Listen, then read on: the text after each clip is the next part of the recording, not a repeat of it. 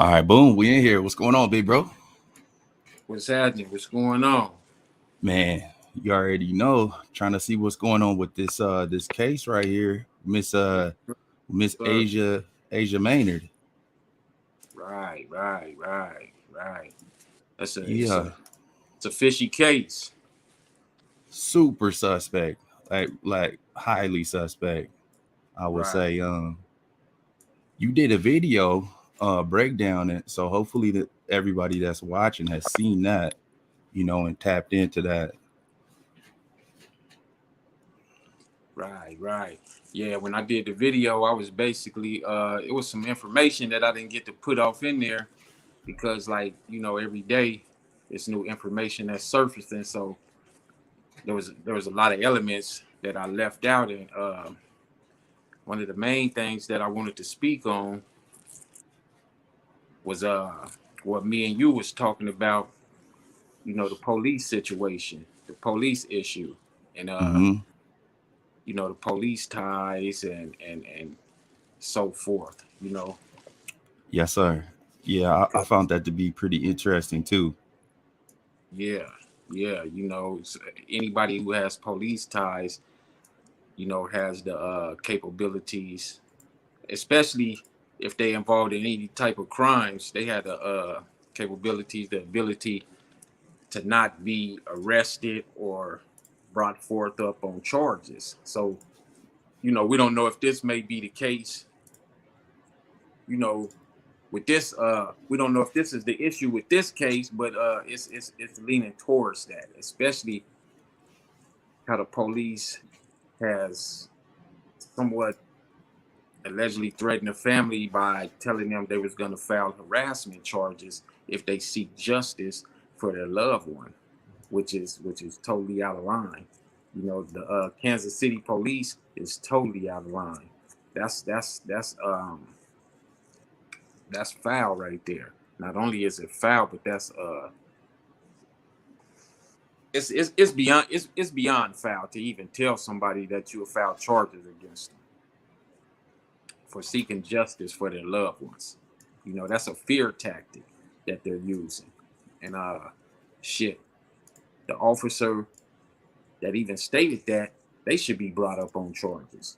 The way I feel, because this could be anybody's family member. Like I said in the video, this could be anybody's sister, anybody's sibling, their cousin, their aunt, or whatever. And you're gonna be, emotions is gonna be running high. You're gonna be feeling a certain type of way. So of course, that's a natural reaction to seek justice for your loved one, especially if you feel something is fishy, and for the police to tell you that that's wrong. This is something they've been doing to black people for many years. You know, they try Yeah, to it's get you. crazy. Yeah. They try to get you to stop doing whatever you're doing to seek justice in whatever area it may be, and dealing with women. Most oftentimes, they can instill that fear within them to where they'll back off. That alone indicates to me that there's something fishy going on right then and there. So, I mean, what's your thoughts? How you feel about this? I feel the same way as you. I thought it was disgusting when I heard the family say uh, that the local law enforcement have been pressuring them with Mm-hmm. legal action. And Isaiah Crown, according to the family, had has placed restraining order. It was either a restraining order Yeah, or had threatened to file a harassment case against them. And the only thing that they were looking for was answers. That's it. They wanted to know. They just want to know why, like what was going on. So the case details and the condition that she was in when they viewed her body, it does not indicate that she died of natural causes, as the I believe it's the Independence Police Department in Missouri or Kansas City Police Department. That yeah. The Kansas City Police Department in Missouri. Yes, yeah, I believe he's from. I don't know if he's from Independence, Missouri or not. I know that he went to some high school in Missouri, in Independence. As a few people have stated, they said they knew him. Which brings me to this point, which we was talking about too. Yes, sir. They said this happened multiple times on multiple occasions. So, you know, with that said, I mean, it seems like there's a pattern going on. Wouldn't you agree? I would agree. Yeah.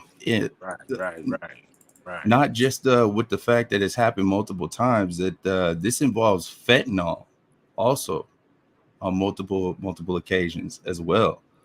So it's So he's drugging them. that's what it looks like. You know, it's I'm highly familiar with fentanyl and mhm. the effects it has upon people. You can't that's something you can't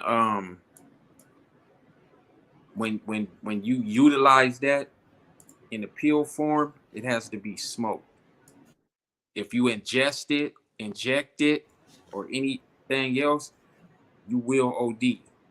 And Right, probably right. 99% of the time, you will die. Many people are dying like right now behind not taking it correctly. I mean, there's no way to really take it correctly because you're gonna come addicted. You know, obviously, it's a drug, and you shouldn't be dealing with it anyway. But you shouldn't be putting that type of madness in your body. But when you ingest it, if you take it, you for sure will die. Many teenagers, many people dying. So maybe, I don't know. Maybe he's doing that. Maybe he's putting that in their drink. Maybe I don't know. I From mean, he looking at got her some. pictures, Yeah. from looking at her pictures, to me it looked like she was pretty healthy, and the family stated that too. And so, like I said, I'm very familiar with the fentanyl, so I would know what to look for if she was like using that. If she barely started that day or a couple of weeks before, then you really wouldn't be able to tell. It wouldn't show in the face or the body or anything, but just utilizing it for a long period of time, you'll be able to tell. Yeah, And you're gonna another see, thing is, right? You're gonna see some yeah, clear yeah, indications of that. yeah. And another thing is, they was out on a date. No one was at the house but them two. Then Hmm. who called 911? Exactly. She didn't Who have her called 911? shoes. Right. You know what I'm saying? All kind of stuff. Like Yeah. when they went to see the body. But that's a great question. Who the hell called on this? Exactly. Who called 911? I would love to hear the 911 call, the Yeah, audio of that, yeah. because that would reveal a lot about this issue. And then it brings you to the point of, did he call? Did he Hmm. call 911? Hmm. Because he should have called 911 if they was on a date. That would be the proper thing to do if you're on a date with someone and something happens. Especially the way the medical examiner was stating and the police was stating that she died from natural causes. That probably would just, that's saying that, okay, she just, what, did she lay down? She was resting. You guys had sex. She went to sleep afterwards, or did she just pass out and she was unconscious? Whatever it may be, if you went to wake her up, or if you went to just shake her, or she just passed out in front of you, that would alarm you. That would, a natural reaction first off would be to call 911. You would think Especially, so, right? yeah, I mean, yeah, damn. yeah. Especially if she's inside of your home, because The second thing that's going to come to your mind is, damn, they're going to think that I did something or something. So let me call 911 immediately. Get the ambulance over here so they can get her to the hospital or whatever to see what's wrong. Not, Facts. not do otherwise, which, like I said, I want to know who called 911 because that's a big factor in this case. That's Yeah, a big that's huge. Well, it sounded like so I only watched two pieces. One was a short piece from six days ago, local news station. And then the second piece was like a half-hour interview, a sit-down conversation with the family. And it sounded like they were keeping the records from them as well. They had requested to see like the coroner's report and the police report. And the law enforcement had denied them access to that, Mm-hmm. I don't understand that for a case being when somebody dies of natural causes. When you're looking at a homicide, I could see some records being withheld, but natural causes. Right. During a homicide, they're gonna withhold things because it's still being investigated. Yep. With natural causes, it's clear and cut. Okay, you're the medical examiner, you're the police, you said it was natural causes. That's it, boom. Now we need a copy of the coroner's report. We need a copy of the police report. We need a copy of every report that has anything to do with this case right here. All of it, like everything. All of it, especially the coroner's report, that autopsy report. They need that. Yeah, they definitely do. You say natural causes. We want to know what brought you to that point. What was your findings? How did you come to that conclusion of natural causes instead of it being foul play, instead of it being a homicide because there was blood by her body? Right. In her eyes and her ears as well. Right. Yeah. So was the blood from the blood, it's possible that she could have been on her menstruation. It's possible. Yeah. It's possible she could have been raped. Right. It's possible that she could have been harmed and killed. So those are the things that we need to find out. Those are the things that need to come out. And another thing is this, like I was stating, the Kansas City, Missouri police is very crooked. They're very crooked. I was looking up some things and I was researching some things. Once I get on something, just like you, once we get on something, it's like we own it. Yeah. So, yeah, it's like we own it, and I really don't care about how they feel. I don't care about how the police feel. I already know how you feel towards them. So for them, like I said, for them to even tell the family that it's foul play, I'm leaning towards foul play. Right. Righteousness is on this side, foul play is on that side, and I'm leaning towards that side because this is the way they're stringing us along. This is where they're leading us. That's the angle. That's everything is pointing towards foul play. Everything. Like there's nothing that they've handled correctly if this was what they said it was. Nothing. Exactly.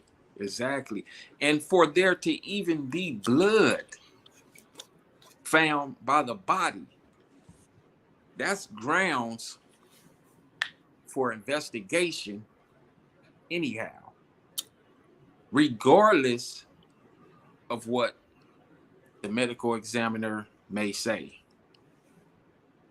If you're a detective, you're a homicide detective, automatic your lights is going to go off. Look, okay, there's blood next to the body. Something is going on here. Yeah. Something is going on. And you can tell you could tell the difference between it's only it's if she was bleeding on her menstruation, opposed to being stabbed or beat or harmed or anything, you know. And that's another thing I wanted to know: was there any type of trauma done to the body? Did the body have any Exactly. type of trauma? You Right. know, any type of abrasions, any type of bruises, any type of marks, anything? Because, like I said, people know their loved ones. You may not know 100% what goes on behind closed doors, or they may be into something freaky or whatever, you know. Yeah. But as far as Right. being healthy, you're gonna know. You're gonna know, you know. So, like I said, you could tell the difference between if someone was stabbed and was bleeding out or something along the lines of that, opposed to menstruation blood. So this is what detectives do every day. You're a homicide detective. You do this day in, day out. You know Hmm. damn well something is going on here. Something went on with that young woman, and you're trying to sweep it up under the rug. This guy allegedly has police ties. We need to find out what type of ties he have with the police. If it's just, was he in the force before?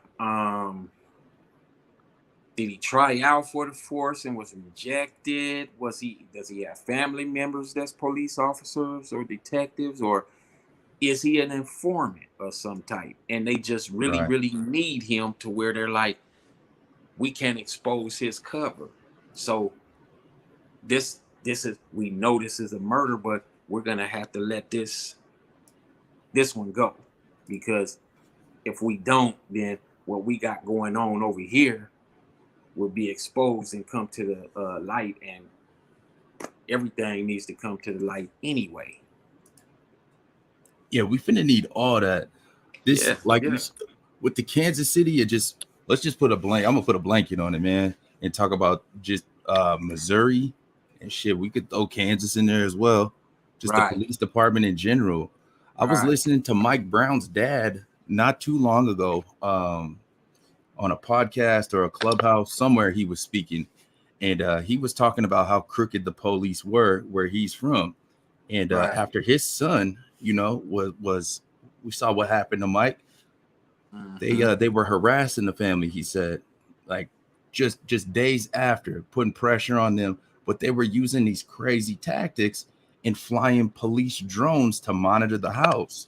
You know, Right, after right. the family's going through this trauma, That's a it's fear. real Yeah, bizarre.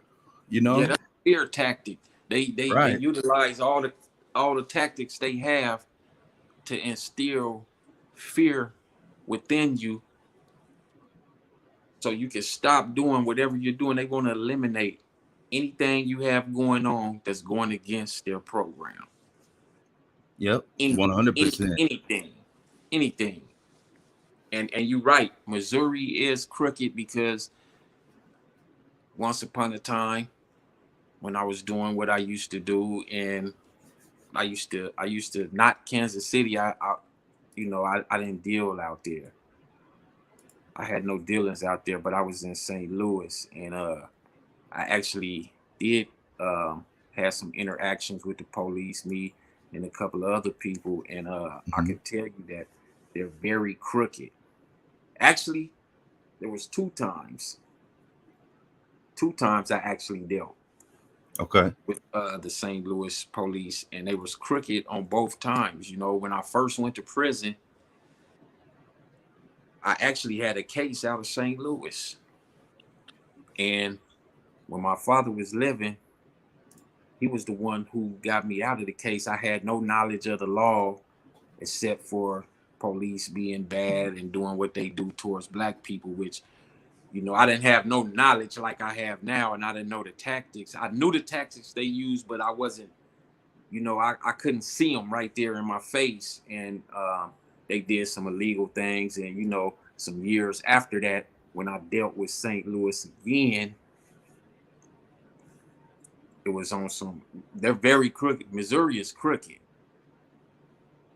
That's what it Missouri is sounds crooked. like. I'm gonna look some stuff up on that police department in particular, you know, and just kind of see what's going on, because for there to be those multiple cases, you know, we've seen the shit that we saw nationally was crazy. You've had an experience with them. We're hearing this stuff that's going on currently. This whole this there's a problem with all of these police departments inherently, and it seems like when they dealing with our people, the injustices are even more severe, you know. Exactly. Even when it's magnified like this. Exactly.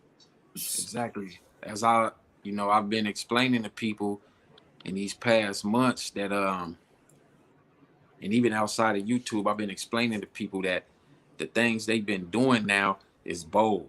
They don't care about being secretive no more. Everything is right out in the open, right in front of your eyes, and it's like they're daring you to do something. Like I dare you to say something. I dare you to do something. I dare you to challenge what we're doing against you or what we're doing against your peoples. You know. I swear that's some of the most bodacious ever, bro. Right. There's got to be a call to action, like a real one, you know. Right. There's got to be some real one. Right. And I was in contact. I have a lot of people. There's many people that follow me on YouTube and IG that's from Missouri, and there's quite a few of them that's from Kansas City, Missouri. Okay. And a couple of them reached out to me, and I've been back and forth with them. I've been talking, and a couple of females, a couple of women, a couple of men, and I was trying to get in contact with the activists out there, the local activists. And I was told that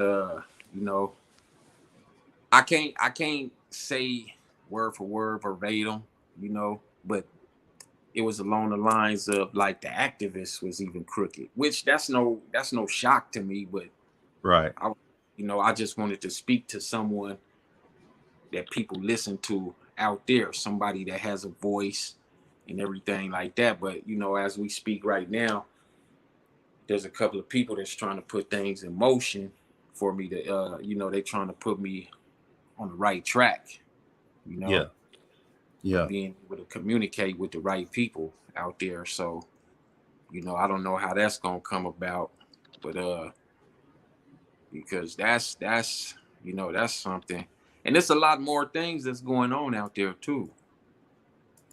A lot more. There's a lot more things, and this supposedly has happened. I think it happened to another black female. I don't know how old she was. I don't know if she was as young as this one, Asia, but this is what I was told. It was something else that went on. So something that like recently happened? Yes, before. Oh this. yeah. Yes. Okay. We're gonna have to look. Yeah.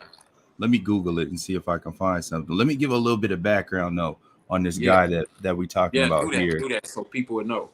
Okay. So if you guys haven't seen Star's video, you guys might want to go check that out. And there's a GoFundMe that she has 4 kids, like bro was saying, and so we made sure to post the links in the description for the GoFundMe. To set up something to try to at least monetarily help the family with those kids So I ran this background check, and there's a couple things. First off, just to give you guys a little context, this kid lied right away, Isaiah, and he had told Asia that his name was Elijah and that he lived in Florida, and they were just going on a date, just a date. So that's a little suspicious to me. As why aren't you forthcoming with your name and the fact that you live in Missouri when you're just all your intentions are just to be going on a date? That's weird to me. So I tried to pull his background initially, and usually I'm pretty swift with that. and I couldn't find it. Well, today, when after watching that and got the real information about who he actually was, I found it right away. So he's a 22-year-old kid. No, let me not say kid. This is a 22-year-old man, out of Independence, Missouri. The address that he's listed to, is also there. There is an LLC. It's called DNL Diversified LLC.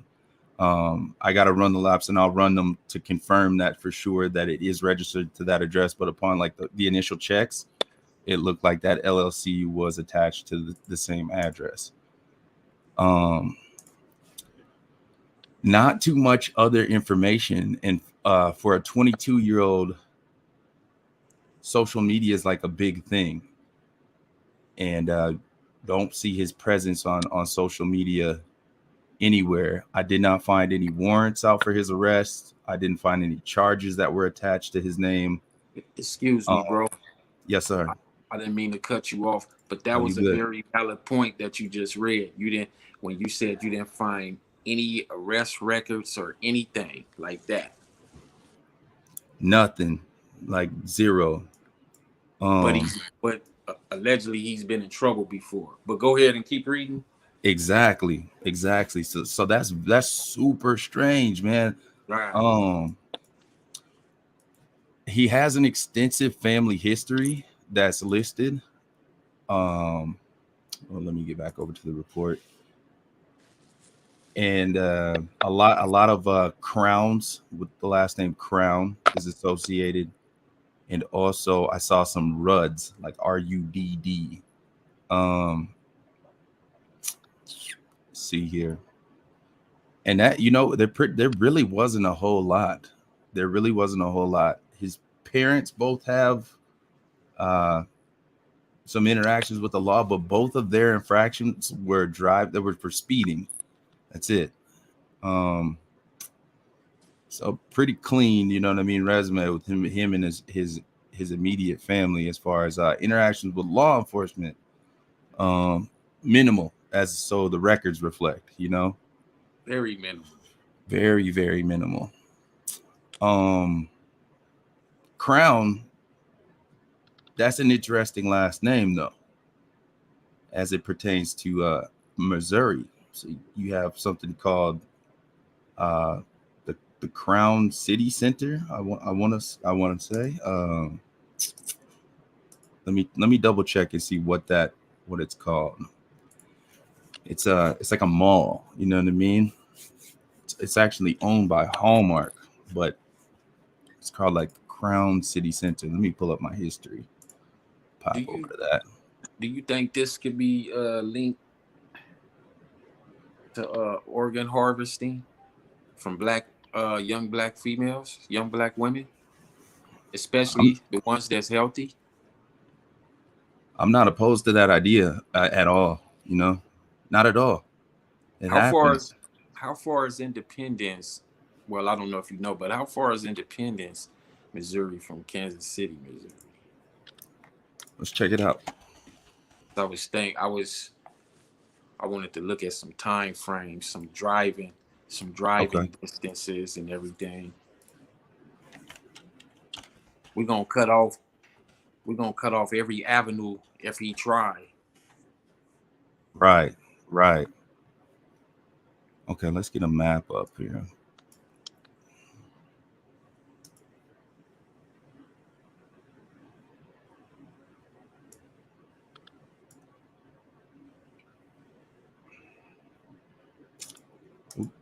Okay, yep, Independence, right? Yep, boom.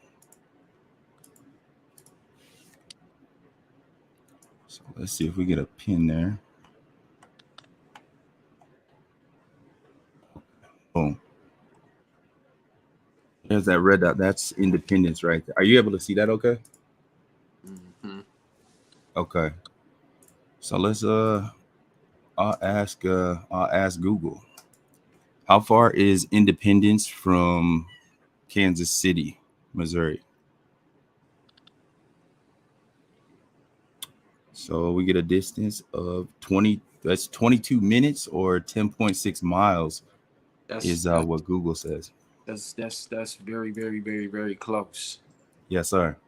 The driving distance, you could hop on the freeway, whatever freeway, you know, is around where they was at. I don't know if there was I know there's an address to where they was at, but I don't know the specific address or anything, but I'm pretty sure. So it was an apartment complex, wasn't it? I believe so. Okay. Still popping up in my head like, who called 911? I'm saying, what time was it? Right. I didn't even get a time. Exactly. Like, who called 911? And how would they even know to call 911? What would be their reason for even going to that apartment? Like, I want to know, was it him or definitely need the police report? Yeah, how much foot traffic is going to that apartment? Exactly. Like, what is this apartment used for? Yeah, that part. Does he even really stay there? He probably doesn't even reside there. Right. Probably didn't even reside there. They found the fentanyl, they say, in her pocket, right? In her pocket? In her pocket. It could have easily been planted there. Very easily. Yeah. What happened to her shoes? Exactly. Where's her coat at? We're talking, late February in the Midwest. It's fucking cold. Yes, it's extremely cold out there. Extremely cold. Was it in the morning? Like, was it at night? When did they find? Like, how long did he leave her? Like, yeah, right. I got so many questions about this shit, man. Yeah. And it's all gonna lead to that 911 call. That's gonna be the foundation, and you can put whatever you want to inside of her pockets and try to frame her and make it look bad, however you want to make it look. But once you stated what you stated on those records that she died from natural causes, that's it. We don't want you to try to double back and come back and say, well, maybe she died from a drug overdose, because you're trying to cover your tracks. Yeah, that's right. Well, how do you issue out? Because the family said that they got that immediately from them, that they said she died of natural causes. It was in an alarmingly fast, manner of time, like an autopsy or nothing. Toxicology report has not been performed yet. How the fuck you know she died of natural causes? Right. That was a quick autopsy. Super quick. I've known people who've been shot, and it's clear and cut that, okay, you can see the bullet wound. And they still take their time doing the autopsy because they're like, many people have been shot and they actually didn't die from that bullet wound. It was actually something else that was going on. So how would you even, like you said, how would you even know this quick, and you haven't even done a toxicology report? You don't know what type of chemicals was inside of her body, if any, which I believe was none. And if it was, then you did this to cover up something big. You can't get around it. It's so sloppy now, man. It's just like you said at the beginning. Like, they're gonna force feed this. I wonder who is gonna cover that case. So I got you know what I'm saying? I got like a little itinerary of stuff, and as soon as I get to that shit, I'll shoot you. Like, if I find it before you do, and vice versa, I'll shoot it over to you. Who the fuck we contact? I know, because I wanna get in touch with the detectives, but I know with them being crooked, and I'm not worried about them trying to put fear in me and talk about any type of charges or anything like that, because they tell me this, I'm gonna shoot right back at them and let them know. Exactly. So I'm gonna throw it right back at them like, it's not in my lap. Here, hot potato, take it back. Yeah, I'm not going for it at all. I don't give a fuck how crooked you are, but I know it's fishy. It's very fishy, you know. It's very Okay, fishy. what kind of natural cause, like, okay, like process of elimination, right? And Right. through Nip in investigating his case, like I'm like at the point where I try to get a logical explanation for something, you know, to cancel out Mm-hmm. any BS. But so I'm trying to understand what a logical explanation is for. It sounds like you heard the same thing I did, that there was blood that was next to her body. Right. And then the family stated when they viewed the body, her eyes were blood, they had blood in the eyes, and then there was blood in her ears. So I'm trying to That's figure out that's what trauma. trauma, right? That's That, what it sounds like. that mean when you have that, that mean it was hemorrhaging. There was some hemorrhaging going on. Mm-hmm. So there was some type of trauma up top. Now, I'm not a doctor, but I'm not a dummy either. I know something was going on, you know. Something. That means she was laying there for a second too. When the eyes, Right. I mean, she was Asia laying there. Maynard's family says she was young and she was strong, and there was no reason. My bad, this damn auto playing shit over here. Go ahead, bro. What'd you say? She was laying there. She was laying there for a while. You know, the eyes they were hemorrhaging, and the Yeah. blood coming out of her ear. There was definitely some type of trauma done. You what the medical examiner? You didn't put that in the report. Right. That's got to be in a police report too. You have to take pictures. You have to photographs. That right there, you're not gonna be like, you know, you're not gonna be like, well, we seen hemorrhaging in the eyes. There was some type of hemorrhaging. Blood was leaking from the ear canal. We don't know if the brain was bleeding. It's possible she could have had an aneurysm. How does that look like? Does I that don't know. is I don't know if you bleed from the ear. that's what I wonder. I don't know if she had been in any type of accident prior to her death. So I don't any type of head trauma. So the family would know that. Mm-hmm.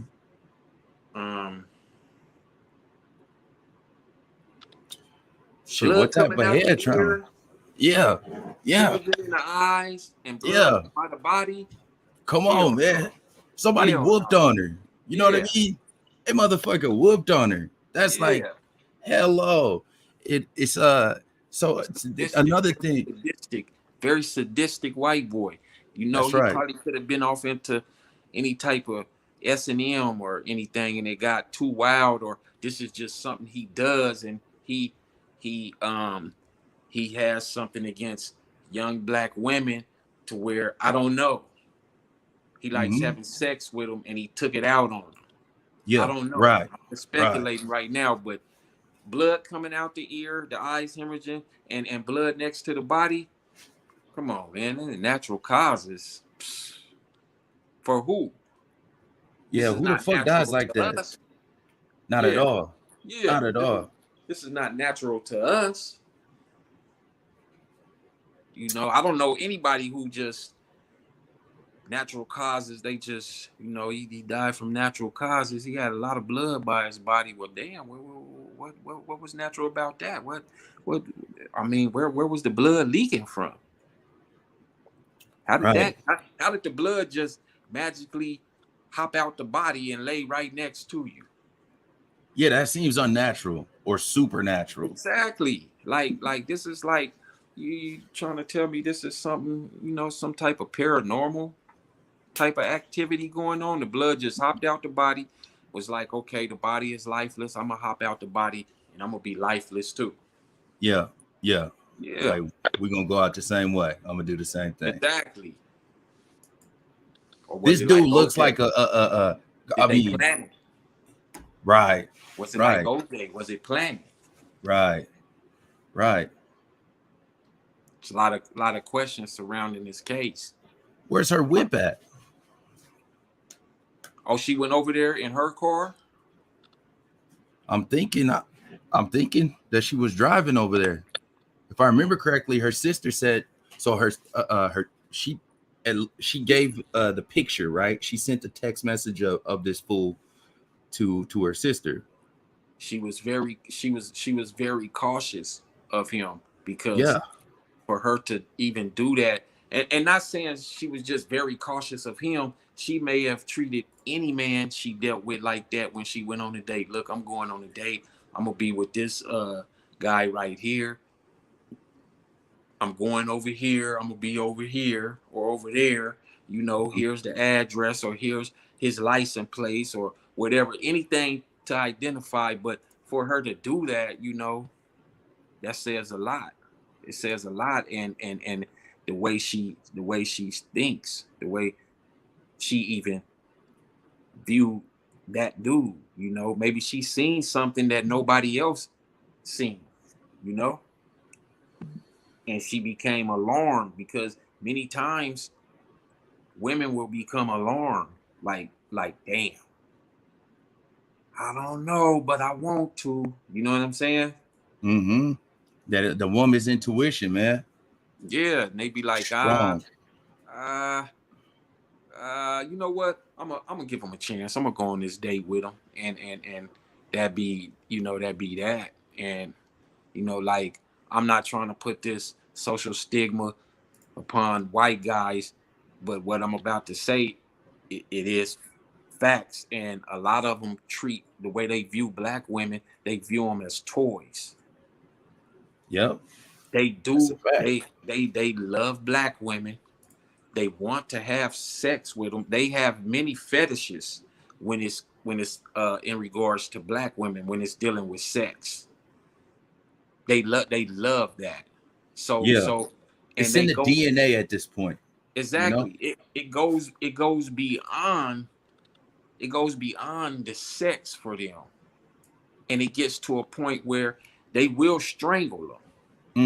They will kill them. The dominance. Yes, they will. They will, because they're viewed as toys. Right. They're viewed as toys, and to a lot of them, they're viewed um less than humans. You know, they're not even on the same level. They don't view the black woman. They don't even put them on the same level as an animal.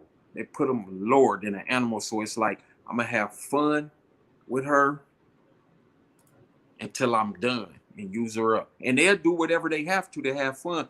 Yes, they'll take them on dates. Yes, they'll buy them nice things. Yes, they'll pay them, do whatever they have to, you know. Not saying all of them, but the majority of them. And it's a sadistic nature. They do Yeah. this. This has been proven. It's a fact. It's on the record. It's on the record. It's on the record. They do this. They do this. And like I said, they have some very wicked fetishes. You know, I'm not just into your feet. I'm not just into how you're shaped, or your breasts, or the way you look. It's something more deep that's in their brain, something dark and evil, Yeah. twisted and demented, and to where when they do get you, it's so much excitement to where, you know, they start when they really having sex, and they start to come, and they, you know, they start to ejaculate. It triggers. It's something that triggers in their brain. Yeah. And they will kill you. Yeah, kill you. And they get off on that shit even more. Yeah. Yes. And they get off on that shit even more. They get off even more. And what's crazy, they usually be getting off of the charges. Ain't that fucked up? That's very fucked up. Yeah. That's very fucked up, you know. And like I said, it goes back to how her thinking was like, let me speak with my sister. Let me get in contact with my sister and inform her who I'm with, who I'm gonna be with, who I'm going on a date with, because I really don't trust him, but I really want to give them a chance. You know, I'm also starting to wonder like where her actual whereabouts were exactly. leading up to this event. They have her phones. I don't know. I gotta dig into it. I'm gonna get in my bag and dig off into the case. They can get her phone. Mm-hmm. They can go through the records, and those are what those cell towers are. They can ping those towers, and it'll show exactly like what area she was in. It should have like a Stingray type program out there. Yeah. I tell you, man. Let me ask you, right? Because this sister got 4 children, right? Mm-hmm. Right. This white boy over here, 22 years old. Mm-hmm. What the fuck could he offer her? Like I said, they come bearing gifts, money. They trust me. When you have this type of sickness that they have, and this is something everybody that's listening to this video, you can go research this and read. This sickness will propel them to come with anything they need to offer you to be able to do what they need to do, you know? Okay, boom. So that gives me some insight. Excuse me. Go ahead. No, I just say, okay. So what I'm gonna do from that is I'm gonna try to find out about his family, like lineage, as far as the finances concerned, and was he well to do? Maybe she just liked him. Right. Maybe that was her preference. She like white guys.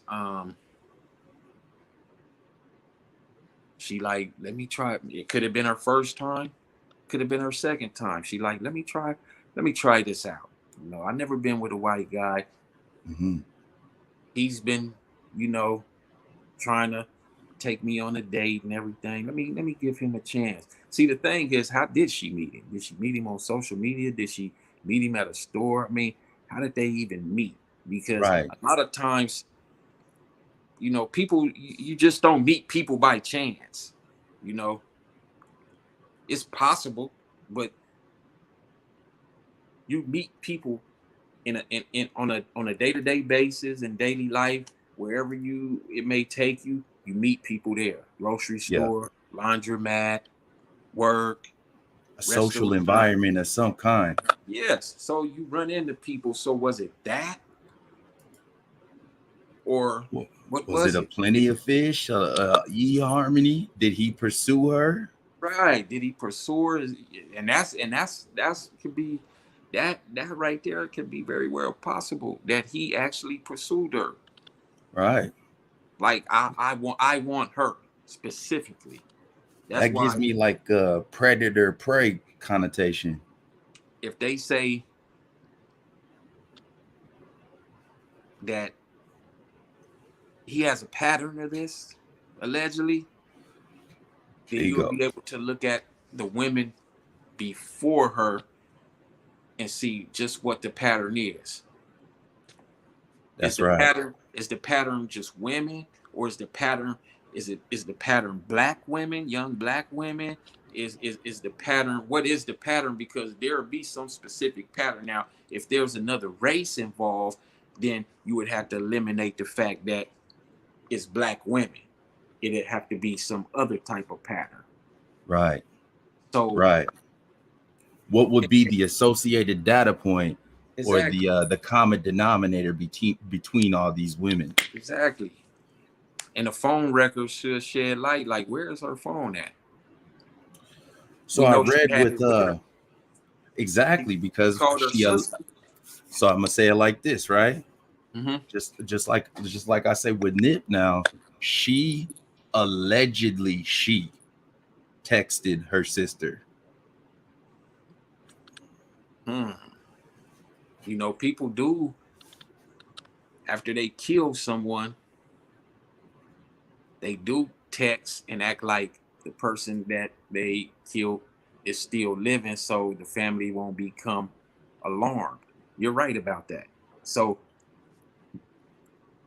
Did she actually speak with her sister on the phone? That's right. That's right. Or I was it didn't a hear. text? I heard a text. It was just a Okay. text. So if it was a Mhm. text, that's possible too, you know? Where did her shoes go? That's possible too. And then if she did text her sister and she never even spoke with her sister, then that would indicate that she probably been with him before and she felt comfortable. That's right.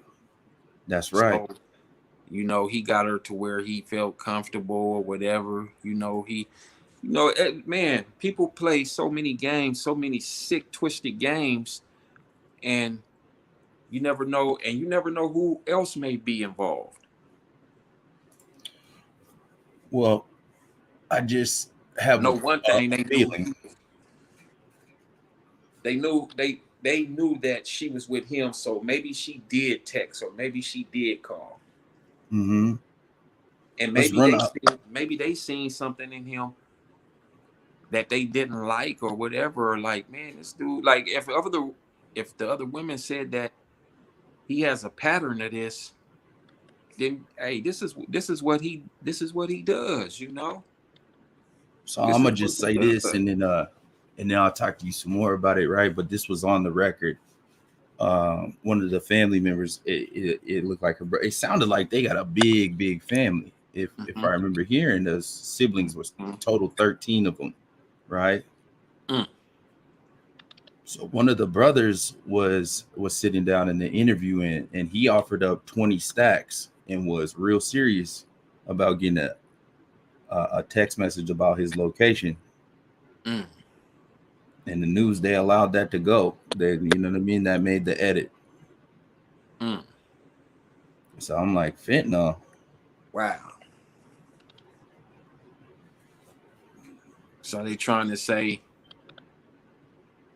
she's a drug dealer. She had fentanyl. She had fentanyl in her pocket. Mm. You say she died. The medical examiner says she died from natural causes. Okay, natural causes. So she didn't have anything in her body. So what is she doing with this on her?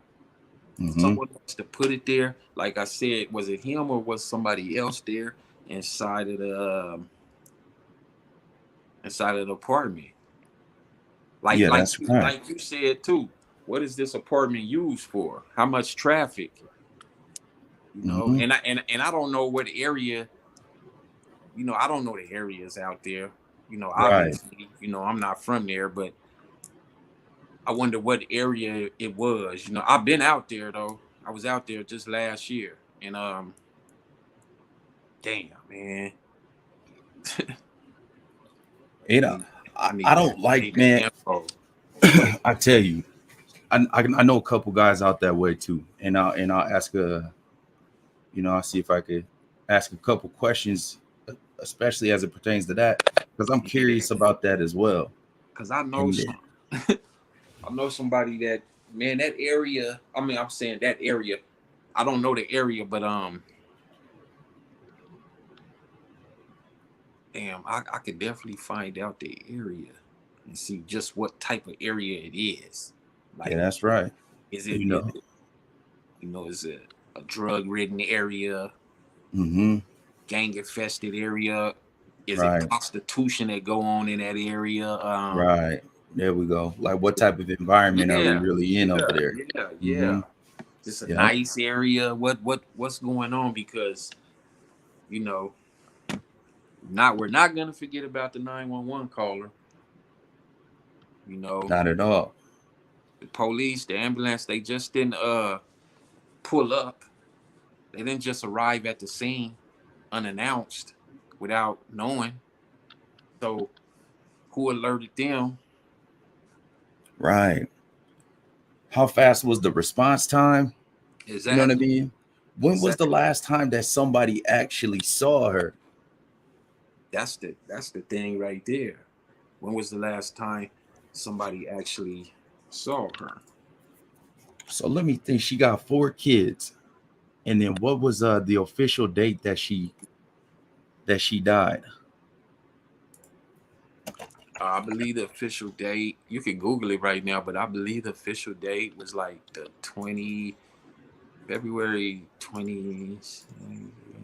Was it the 22nd? No, 23rd, 20. No, I seen it, but I vaguely remember. So Okay, let me see. So they say the next day on February 19th, Asia Maynard, 29, was found dead inside a residence in Kansas City's Coach Light Square neighborhood on the southeast side.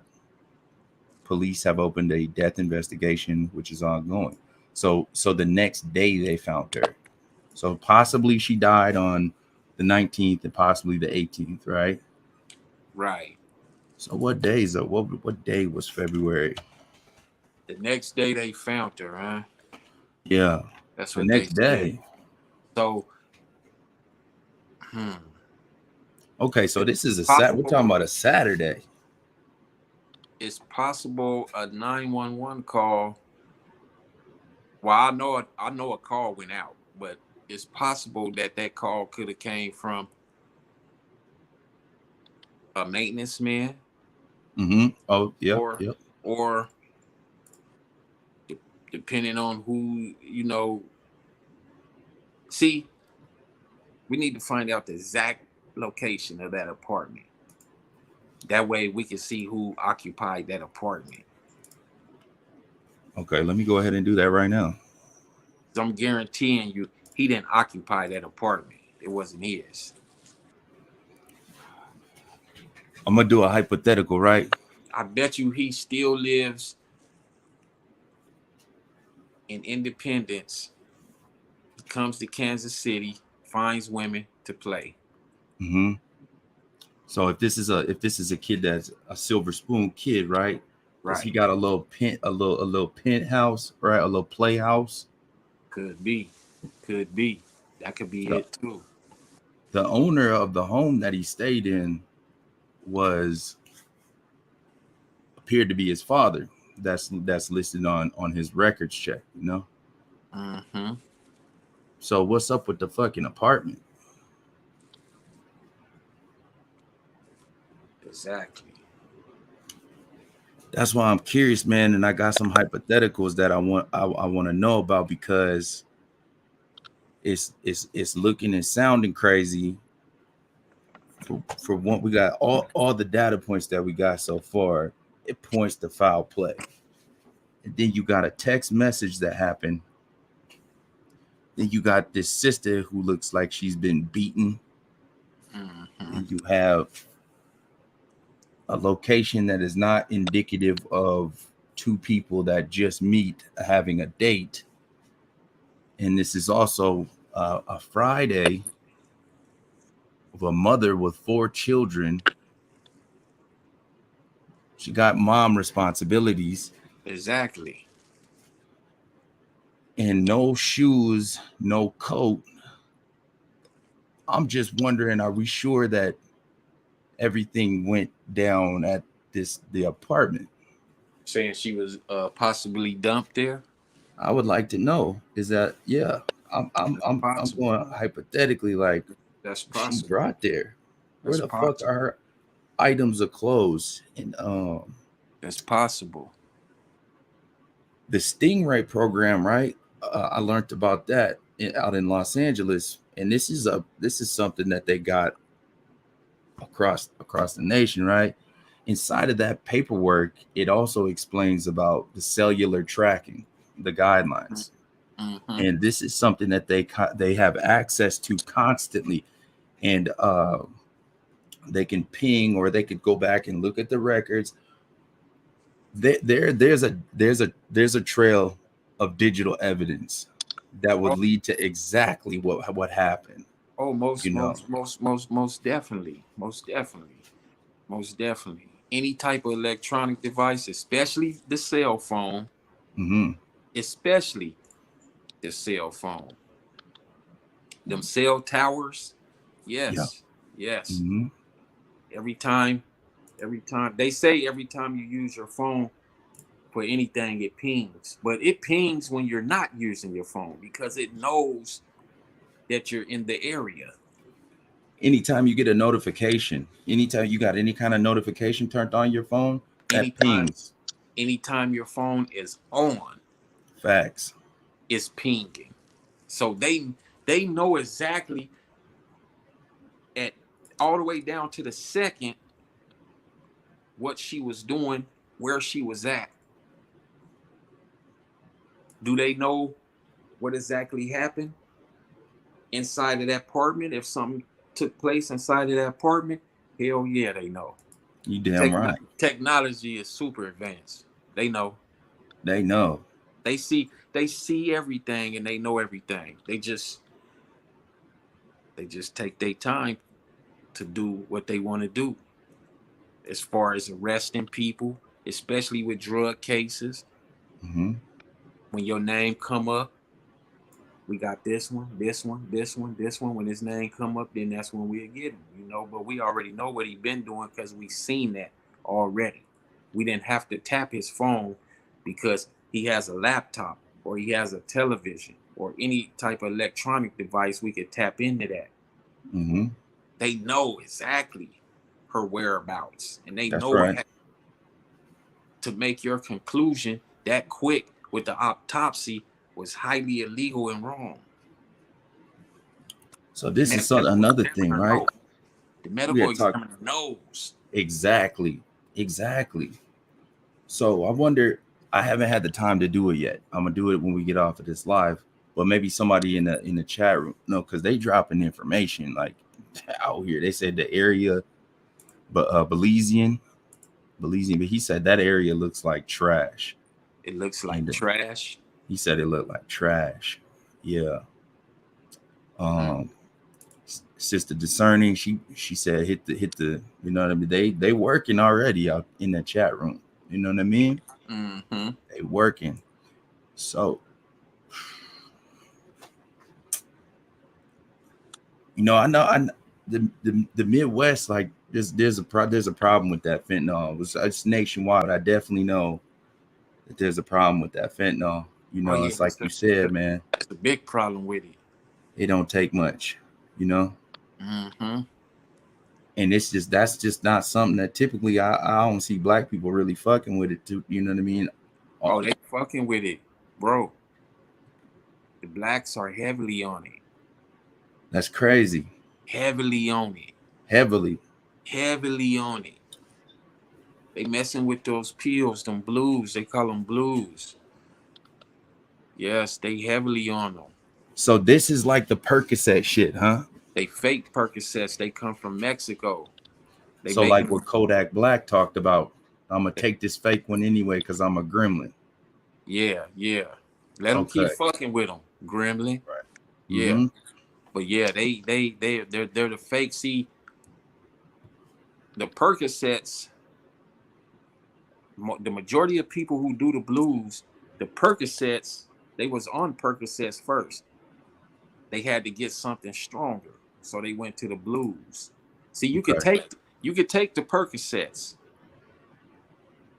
because they're you know, they prescribe to you. You could take them, but them blues, you take them, you'll OD and die. You have to smoke them. I know. I know for a fact because I know many people who actively right now use them. And I know people who have actually OD'd from them. I know two people that have not just overdosed but died from fentanyl. Yeah, but that's what I meant to say when I said OD. They died from it. So that I'm man, yes. And a lot of the little kids, young teenagers, they're starting to I ain't gonna say they starting, but a lot of them are starting to like just really indulge in it and not knowing. They not knowing the consequences behind it. They not knowing what's really going on. They're thinking, a lot of them is thinking like they the Percocets. They could just throw it in their mouth, swallow it, get high. You can't do that. Yeah. No, you can't at all. So I had it was actually a real close friend of mine that had passed this is back in 2009. Mm-hmm. And it was from a patch form, but he Same, just like you said, they have been scraping that shit off of there and then smoking it. Yeah. And it put him out so bad that what he wound up doing was he wound up he died of drowning, actually. Because he threw up, his body threw up, but he was in a not out state and couldn't even recover. Exactly. Was unconscious, didn't even know what was going on. That's how powerful that shit is, man. It is too. It is. Yeah. It's very powerful. You know, I see it every day. Honestly, it's fucked up. It's highly addictive. Highly addictive. I know many people who never mess with drugs ever in their life, and I don't know what in the hell made them want to do that. Why would you even want to smoke that pill? I don't know. And they did it, and they're addicted right now, and rehab is not working. They may slow down, they start back up, and yes, you know. Yeah. And this too is like symptomatic of what's been going on, right, for the last couple of years, right? Mm-hmm. People like turning to other things to help cope with the state, the condition of the world, you know. Yeah. Not being outside among all the other things that's happened to our communities. And this shit becoming like so accessible while at the same time clearly being so damn dangerous that you know, Iran Contra, Gary Webb. I'm like, what's going on? Like, how is this stuff so accessible? Like, you know, with technology advancing, like, where's this stuff coming from? Exactly. They manufacture all of this. The government is behind all that, and that's and you bringing up Gary Webb, you know, in the Iran Contra, you know, that would let you know right there who been behind all of this from the jump. From the get. Somebody I know personally that the world knows. They know of his name, you know, but they don't know him personally. Freeway Rick, you know. He was in the middle of all of that, along with Reagan and Bush, you know, and a couple of Colombians and Nicaraguan drug lords that they used, the CIA used to push to intentionally put the drugs in the neighborhoods, intentionally. And the money that was funneled back to Panama and Nicaragua was used to fund the civil wars over there and to line the pockets of a lot of government officials and everything. That's why when Gary Webb, who worked for the Mercury News in Sacramento, when he started investigating, they did everything they could to him to deter him from working on the story and blowing everybody's cover, so they eventually killed him. Yeah. And they'll give you a rebuttal, right? They're gonna tell you, no, he committed suicide, but then they'll show you a picture of Gary Webb with 2 bullet holes in the side of his head. Yeah. 2 bullet holes, and they said he committed suicide with no Nothing gun. wrong with no gun. With no gun. Well, he shot himself twice in the head. Look, twice. How do you do that? Boom. Yeah. Boom. Boom. Right by the temple, too. We're not talking like, So you did it again. Right. But then they never found a gun. But that's a suicide. You know, I'm gonna tell you, for those that don't know, that's watching from your platform, I'm a combat veteran, y'all. I spent a year of my life in Iraq, and I spent 8 years of myself in the armed forces. And I had a good friend of mine when we came back from our tour of duty in Iraq. He did a turn and burn, and he went right over to Afghanistan. So I check on him, you know, sending care packages and whatnot. I said, B, like, what's up, man? How's everything going over there? I'm thinking Afghanistan shit. He's in the middle of the shit, you know. He says, bro, this is like the easiest deployment ever. Like, you should have came over here. said, what the fuck y'all doing over there, man? He said, nothing really. We're guarding poppy fields. I said, you doing what? Straight up. He said, we're guarding poppy fields. I said, shut the fuck up, man. No, you're not. 8-hour shift, bro. Poppy fields. We ain't doing nothing. I was like, okay. So now I'm thinking about some stuff, right? And that's an opioid, right? That's the poppies. Mm-hmm. And so is the fentanyl the poppies? Is that opioid? Oh, it's definitely in that family. It's definitely, you know, this is how they make the Percocets, you know, Okay. Oxycodone. This is how they make it, you know. Synthetic, you might as well say synthetic heroin. Right. Yeah. Bingo. Just magnified, like the Yes. potency. Yes. It's a $1 billion trillion industry. That's a lot of money, Star. Yes, it's a lot of money. That's a lot of money, man. And then they come with these fentanyl pills, the fake Percocets, the blues, and they're making, because they start cracking down on these doctors who was prescribing the Percocets to people. You know, it got bad to where people would start just going to the emergency room and trying to get Percocets because they had already been prescribed from their primary care doctor for the month. So they were starting to flood the emergency rooms, and you had many doctors that was prescribing people Percocets that didn't even need them. So you had many people out there, you know, that's selling them. They still selling them, you know. So they knock that down, and they come with the blues. And believe me, anytime any type of drug hit the streets, the governments already know. Not just the United States government, but all the governments, because they're all in cahoots, and they all line their pockets with the same dollar bill. That's why they know who the big drug lords are, all the way on down to the people that's dealing on the street level, because they actually the majority of the time, 85% of the time, they create the big drug lords. Okay. So they know this. I don't believe that Asia Maynard, I'm not going to say it's impossible, because it's not, anything is possible, but I don't believe she was selling them. I definitely don't believe she was using them. I looked at the pictures. I kept studying the pictures, and because I see it every day, bro. And I know how it looks. Yeah.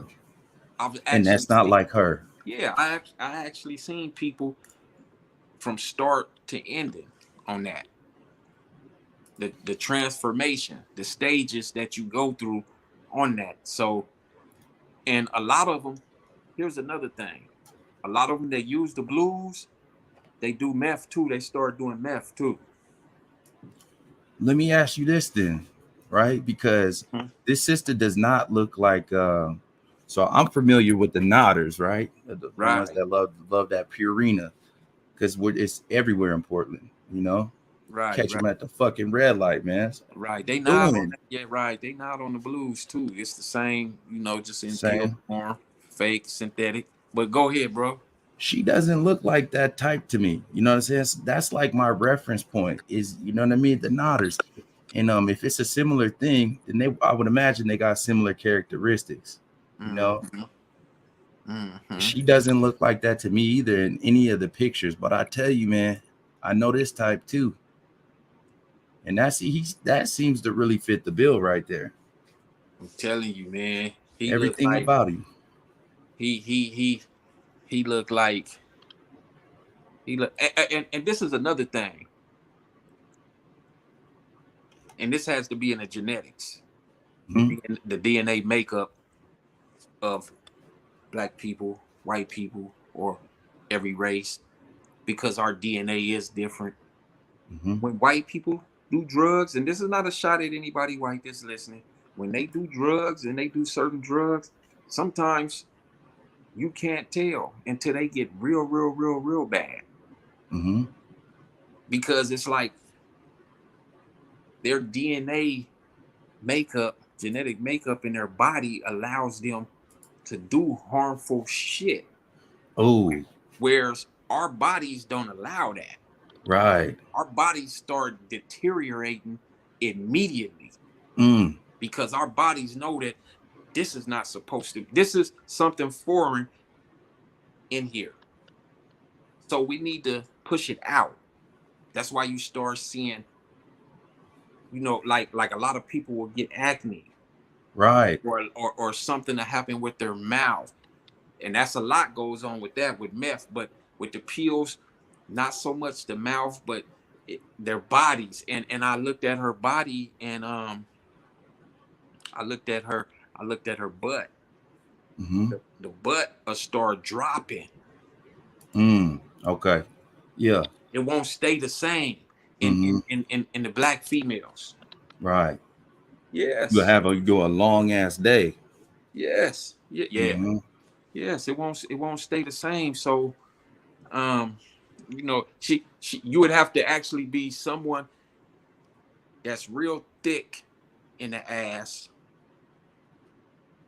and you see that person and be like, damn, you know, she still has it, but you could tell it left. But the average black woman, you know, that may have little booty, some booty or whatever, it starts to drop, man. There's many things that happen to our body because our DNA isn't made up like that. That's why when anything foreign goes in our body, you can automatically tell. The world could tell. Right. Start With them, rejecting it ASAP. yeah. With them, they can start doing drugs, and they can do drugs for years sometimes, and you won't even know. You wouldn't have a clue. You won't have a clue until they get real bad. Unless they on something real bad is meth. Then they start chewing on their teeth, grinding them real bad. Teeth start falling out. Teeth Scratching at them. Scratching the bumps on their face and neck and everything and of that nature. Yes. I lost a partner of mine in 2017. And, you know, when the toxicology report came back, the medical examiner and the law enforcement, you know, this is third-hand information or second-hand because I heard it from his family, though, you know, and they were the ones that actually had the conversations. But the law enforcement and the medical examiner, they refused to speculate or provide detail until the toxicology report came back. So he had a prior history with drug abuse, and to all accounts, everybody thought that he was back on track and had been for some years, but he hit it very well. And he happened to be a Saxon as well. And we could not fucking tell. Not at all. So when the toxicology report came back and it turned out that it was fentanyl, you know, that was his speed of what he liked to do, you know what I'm saying, in the past. And it's like you said, some about like they just handle that shit different. They do. Yeah. Their DNA is different from us. Yeah. It's very different. I should speak on that one day about the DNA. You know, when you was telling people about that, you know, the biological manipulation and everything. And that was deep, bro. Yeah, I should speak on that. You know, a lot of times I don't speak on a lot of things on my channel, you know. I don't know why, but I just don't. But like, I have so much information and knowledge in my head, it feel like my head is just gonna bust. But yeah, man, our bodies and everything is different. This is proven fact. It's different. It's not even a scientific fact. It's a mathematical fact. Yeah, it actually is. You talk about the sequences of like the genomes and all that stuff. Like mathematical fact. Yeah. There was and the reason I say mathematical, check this out. Okay. I'm gonna have to refresh and refresh my memory and everything about it, but I'm gonna just give you a little quick synopsis of what I'm about to talk about now. Okay. The black man and the black woman, the black child. You can go to them, and there's an area between your foot, the area between on your leg, the area between your foot and your knee. You can measure that. There's some type of way they measure it, and then they multiply it with something. I'm gonna have to refresh. They multiply it with something, and the number comes up the same all the time, no matter the height of the black woman and man and child. And this is how you could tell that this person is a descendant of the original man. Oh, No ooh, other race can do this. ooh.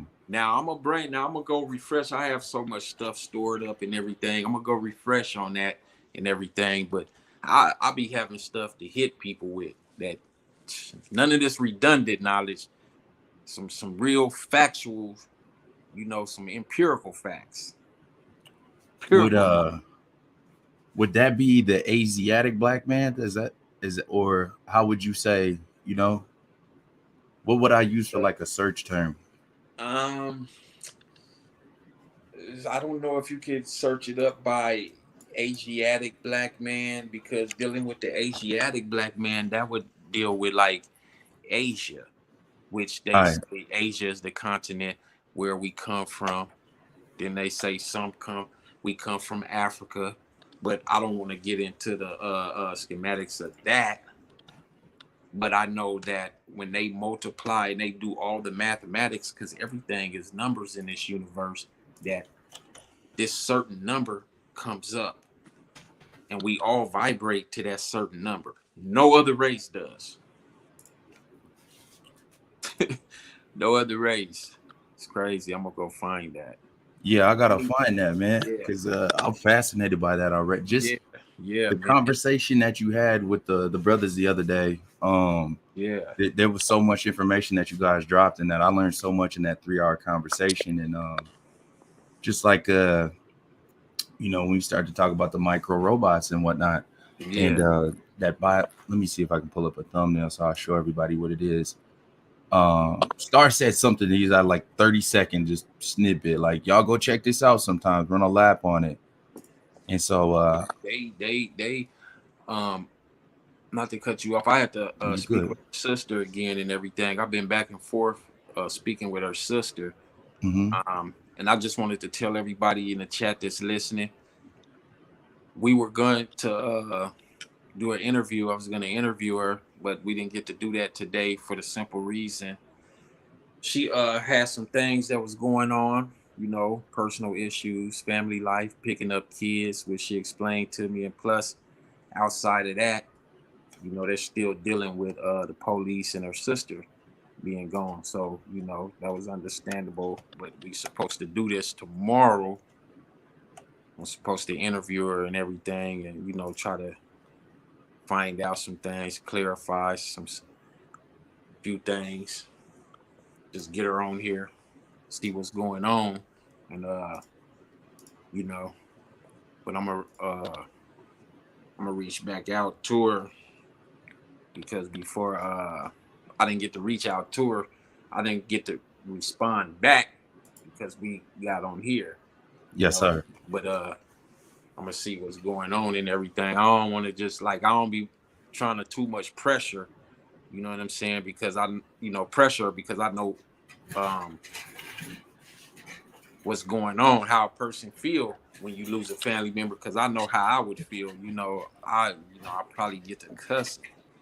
So right, she got a lot going on, man. And then the 4 kids as well. It's like, she probably already got her own shit going on too. And now, it seemed like she kind of taking the role that's like spearhead things and try to really press the line for her sister. So it's understandable for sure. And like, if you somebody that really have some information or whatever, you could holler at me. Just contact me or contact Blacks in TV and let us know.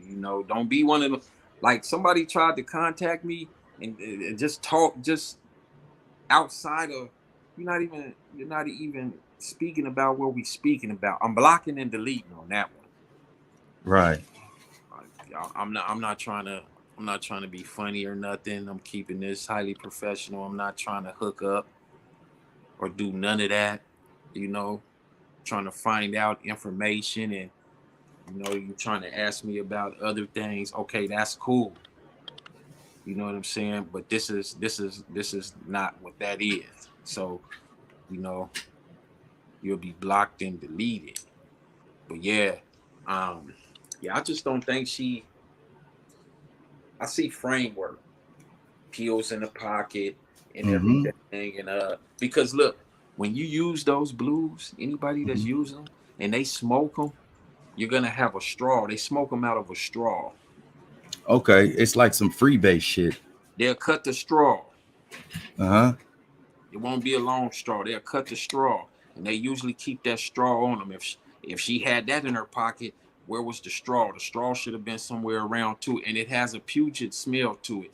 It smells real foul, real weird when it's being smoked, and you'll know if you smell it once, you'll be able to know what it is for the rest of your life. And what they do is they'll take the peel, put it in half or crush it or whatever, put it on the foil, and they light it with the lighter up under it. And when it starts burning, they get the straw and they suck up the smoke like that. So where's all that at? And the foil be real, real black. And a lot of times on the foil, it won't just be like a black spot. It'll be a black line. Oh, okay. Like I it, don't know okay. why it Mm-hmm. burns like that, but I'm gonna find that out. I'm gonna ask somebody, and I'll find that out in a second.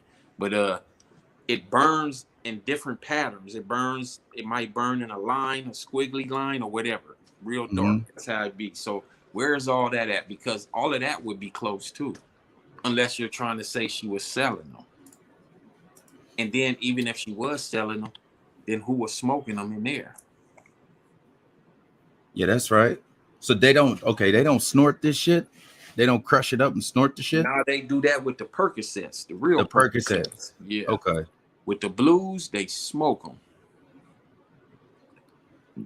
With the Who the fuck blues, figured this out? People be so curious about an experiment. Like, who the fuck figured that out? you asked a good question. Who would figure something out like that?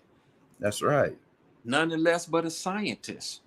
That's what I asked. That's why I was kind of A, brought up the Afghanistan thing, right? a scientist that's working for the government. Yeah. Somebody, you have a group of people who wants to make a lot of money, and they have people like scientists, people who work in the lab, chemists, I should say, Mm-hmm. Mm-hmm. that can put that together. You can duplicate anything. Sure. You can make synthetic heroin, cocaine, all of that. So, you know, it was just a matter of time until they start doing that. And then once you do that, you don't really need a chemist. Once you do that, you just get the peel press and everything, and you start pressing the pills. And they're doing that in Mexico. Mm-hmm. You know, it's being controlled by the cartels and everything, who's actually being controlled by the government. Never let them fool you into believing that they can't eliminate a cartel. They can't eliminate a mafia. They can't eliminate a Crip or a Blood. They can't eliminate any type of criminal organization. These people, these governments that run these countries are all in cahoots together, and they have armies. I mean, they have militaries. They utilize their militaries when they want to fight someone. And they will use the actual military, or they will contract, exactly, which is usually ex-military. Exactly.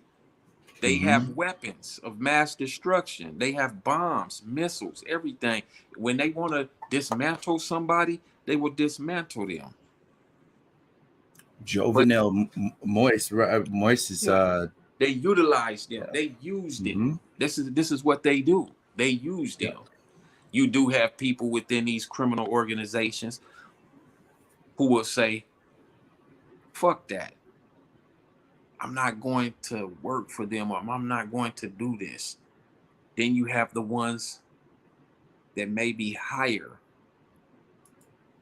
than the ones who say that and be like, you will work for them, or you will be exterminated, you will be killed, you know. So and a lot of the heads of these organizations be like, I'm not working for them. They say that in public, but behind closed doors, they definitely work for the government. They know everybody who's doing this, doing that, pushing this, pushing that, because it's their shit. That's right. It's their shit. That's right. And if they don't think they can get you by arresting you because you're not with their program, because every now and again you do have ballers that come along and big drug lords that come along that's not working with the government, and you see what they do with them. They either kill or they send their ass to prison for life. They get them out the way real quick, one way or the other. Yeah. They get them out the way real quick, you know. And even the ones that work with them, eventually they get them out the way too, you know. They That's really right. get them out the way because you know too much. Yeah. Yeah. So never let them fool you into believing that they don't know what's going on, or they not behind this shit. They have chemists that's making that shit.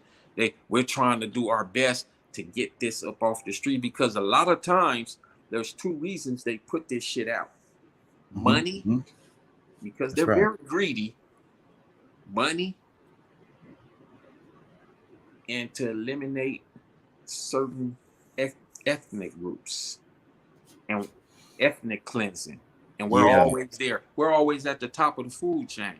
That's right. The blacks. So they put shit into our communities to get rid of somehow, some way. I mean, we just like roaches. We hard to kill. I tell you what, man. We resilient. Just keep coming back. Yeah. Yeah. You didn't put every drug out there it is in our communities, and you know our peoples then use them. Mothers, fathers, grandpas, grandmas, aunties, uncles, everybody, and we still here, and we still continue to make beautiful children with good minds. People will say, oh, that's a crack baby. That person's mom or that person's dad, they was on crack, so you can tell how they act. But when you really do the chemical makeup and everything of their brains and all that, it just be other shit that's going on. It don't even be the drugs, because our bodies, our DNA is so powerful, so strong that it repairs itself. I tell you, yeah. And each generation gets stronger and stronger and stronger. Evolution. Yeah. Right. Yeah. You can't get rid of us. Nah, not at all. Yeah, I didn't make the rules. I didn't. You can't get rid of us. They need us. They need us. Yeah. On top of that. Yeah. Man, I'm just really wondering about shit, man, because I pay attention to the information that you put out close. Right. And because I respect where you come from, and I know your acumen as far as an investigator or just a journalist. You know what I mean? You're based in integrity. And so I pay a close eye to you when you put out information. And so I watched the piece on Russia that you did as well. And, we talked about Gary Webb, and we got there from the fentanyl stuff. And we're having this conversation now. And I brought up Afghanistan because I just think that it's the timing of things is something I believe that we should pay attention to, because it was almost immediately when President Biden got everybody out of Afghanistan. And so I think about that in contrast with what the money was actually for, with the selling of narcotics on a mass scale to our communities, right? And you got these black operations, funny, right? Ironic. And so this allows certain people not to have a trail of paper that attaches back to them. And so you can fund these private wars, these personal wars, or whatever. This money that's coming back, you can do whatever you want with it because it's non-traceable to an extent. Exactly. They have what people must understand too is this: the banking system. They have Mm-hmm. many when you're dealing with a group of people that's on that high up on the scale. Okay. You're dealing with billionaires. They have Right. the money to create banks. All these, you hear about all the offshore accounts and everything, and those be their banks. So this is why, like, when you hear people like me and you and people on our level, and you got ballers in the hood, like, I'm gonna put my money in these offshore accounts, and it's gonna be this and it's gonna be that, and then they lose their money and all that because you're putting your money in the real drug dealers' banks. Mm-hmm. That's right. That's like somebody coming to my house that don't know me and telling me, I'm gonna store this $100,000 here. Okay, I'm gonna do whatever the fuck I want to do with it because it's inside of my home. Mm-hmm. You didn't know that? Like, they create these banks just so they can put their money in it.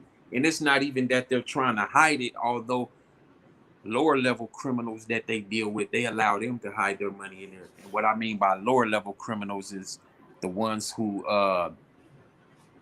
the SEC be dealing with, the Security Exchange Commission, the one who Right. be charges against all those bankers, low level bankers and people that work on Wall Street that be doing all the embezzlement and the white collar crimes, and they be embezzling for $50 and $100 million, and their salaries is only probably $1 or $2 million a year, and they want to hide those millions where they let them do that.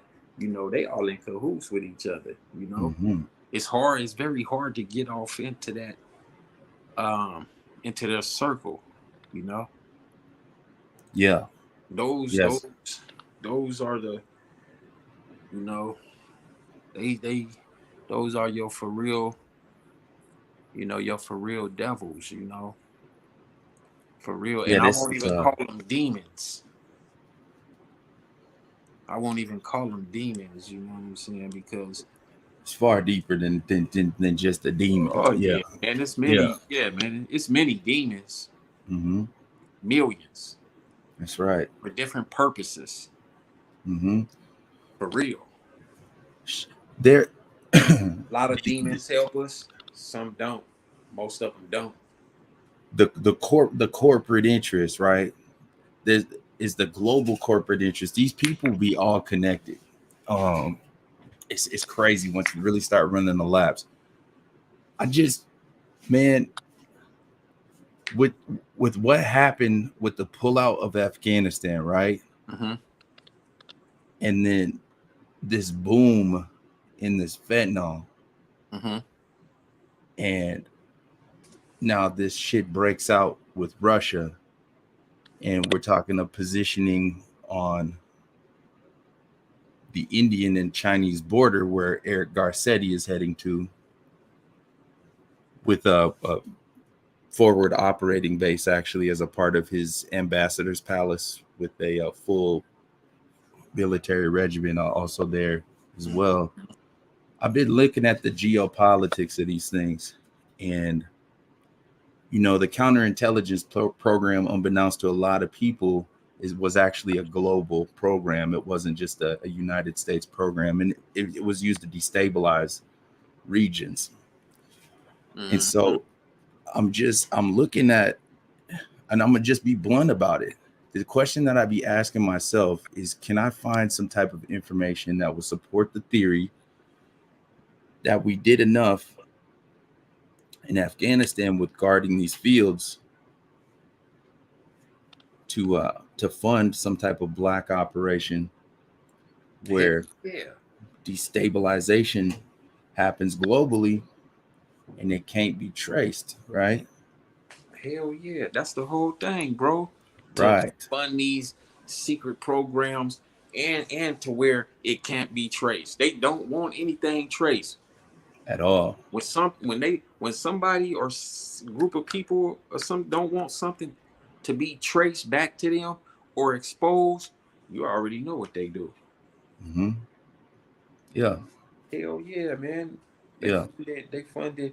You know, look, when I was in the feds, the first time, um, there was this white dude. He was from Santa Ana, and Mm-hmm. so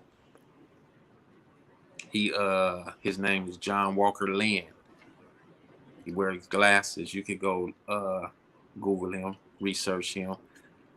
I was on the same unit with him in the feds, and he had converted to Islam in Yemen, speak full Arabic, and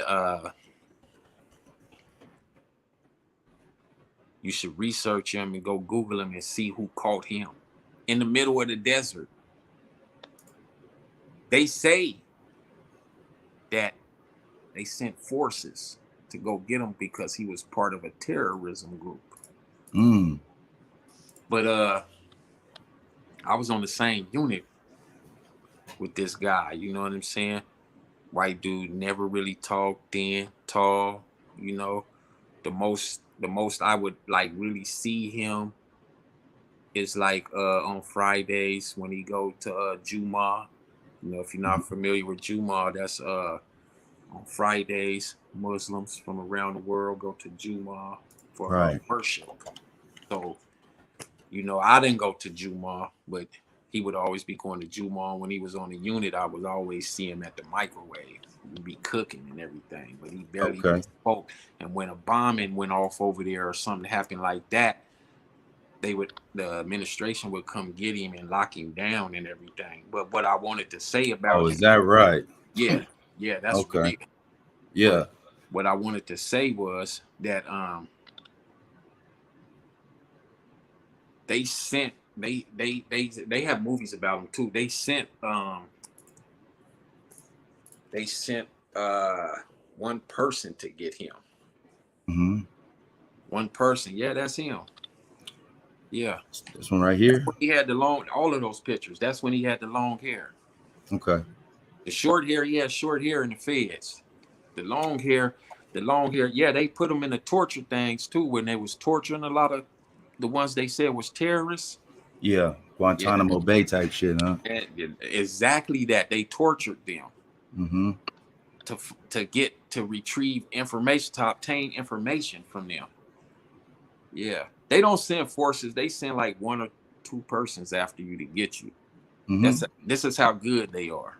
Highly trained individuals. Trained individuals. Facts. Yep. Will track you down. That's right. Millions of people. Yep. If the plan is to exterminate you, boom, there it is. If the plan is just to bring you back to America or whatever they plan on, that's what it is. And he was in the camp before he came back to America. That's why he was looking like he was on that one picture. When he came back, they sent him to the federal prison. He out now, though. Yeah.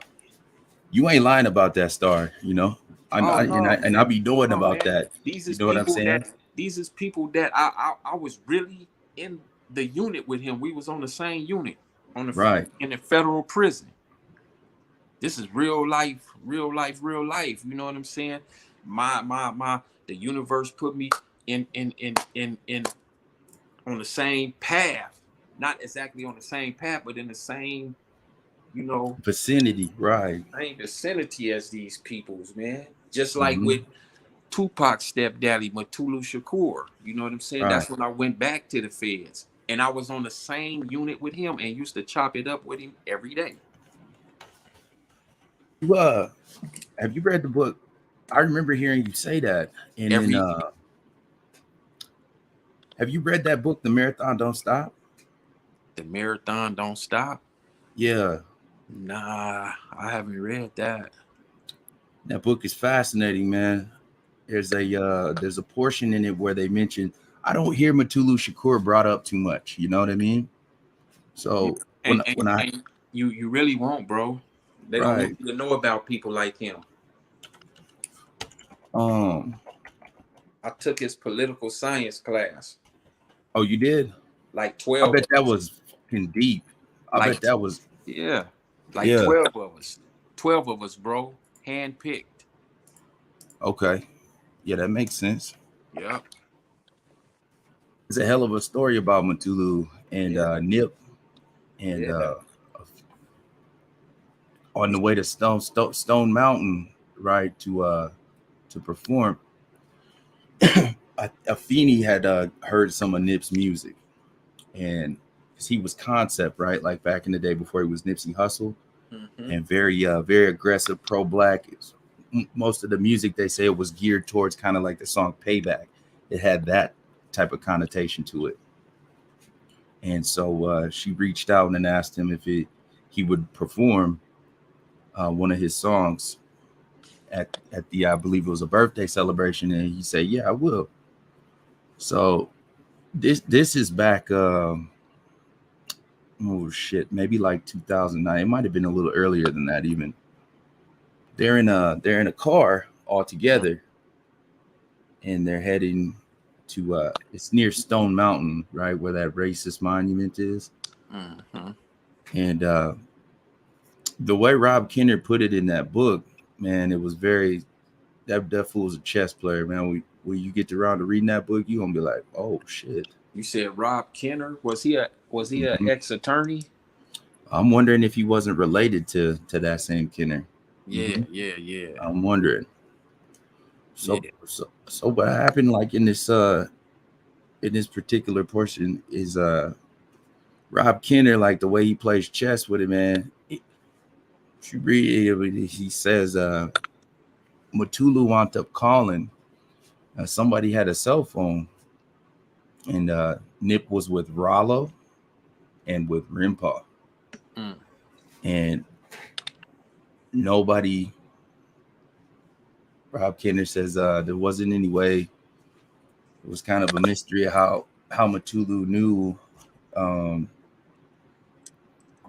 that Irmius was in the car, but he wound up calling, and he asked for Nip by name. I had a conversation with him when he was en route, you know.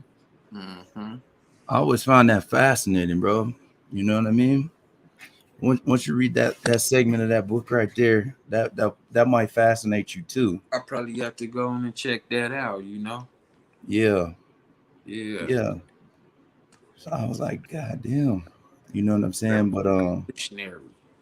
Yeah, you ever read about his sister? No.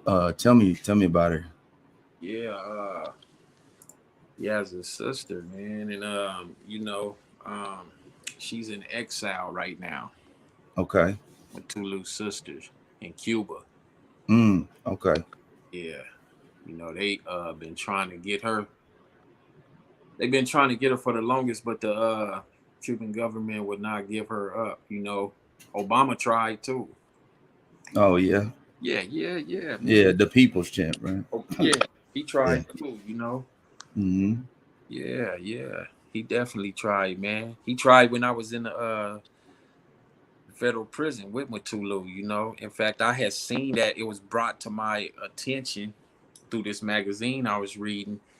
This mag, it was just, I don't know what type of magazine it was, some type of bullshit magazine. I was just reading for entertainment purposes, but there was a little article in there about her, and it said Asada, that's her name. Asada Secure. Okay. Yeah. So they was talking about how Obama was trying to extradite her back to America to face charges, and Cuban government wasn't having it, and which I already knew that anyway outside of the magazine. I had brought that article to Matulu, you know what I'm saying? We call him Doc. Okay. Dr. Matulu Shakur, and I'm gonna tell you something about that too. Watch this. Okay. But we call him Doc. Anyway, I brought it to his attention. He went, hopped on the computer real quick, you know, to get in touch with some people, because in the feds, you know, through this system called Core Links, I don't know if it's still going on. People can correspond with you through email. Oh, right. Okay. Yeah, so you get correspond with people through the telephone and through the email. So he went and hopped on there, got on his email, and went to doing that. But anyway, yeah, man, we used to just chop it up a lot, man. You know, for real. It was exciting. Real exciting, for real. You know, but yeah, they've been trying to bring Asada back for a minute. But the thing about the doctor part I was gonna tell you about, you can be thrown off by this. Some people can be thrown off by this, some people can't.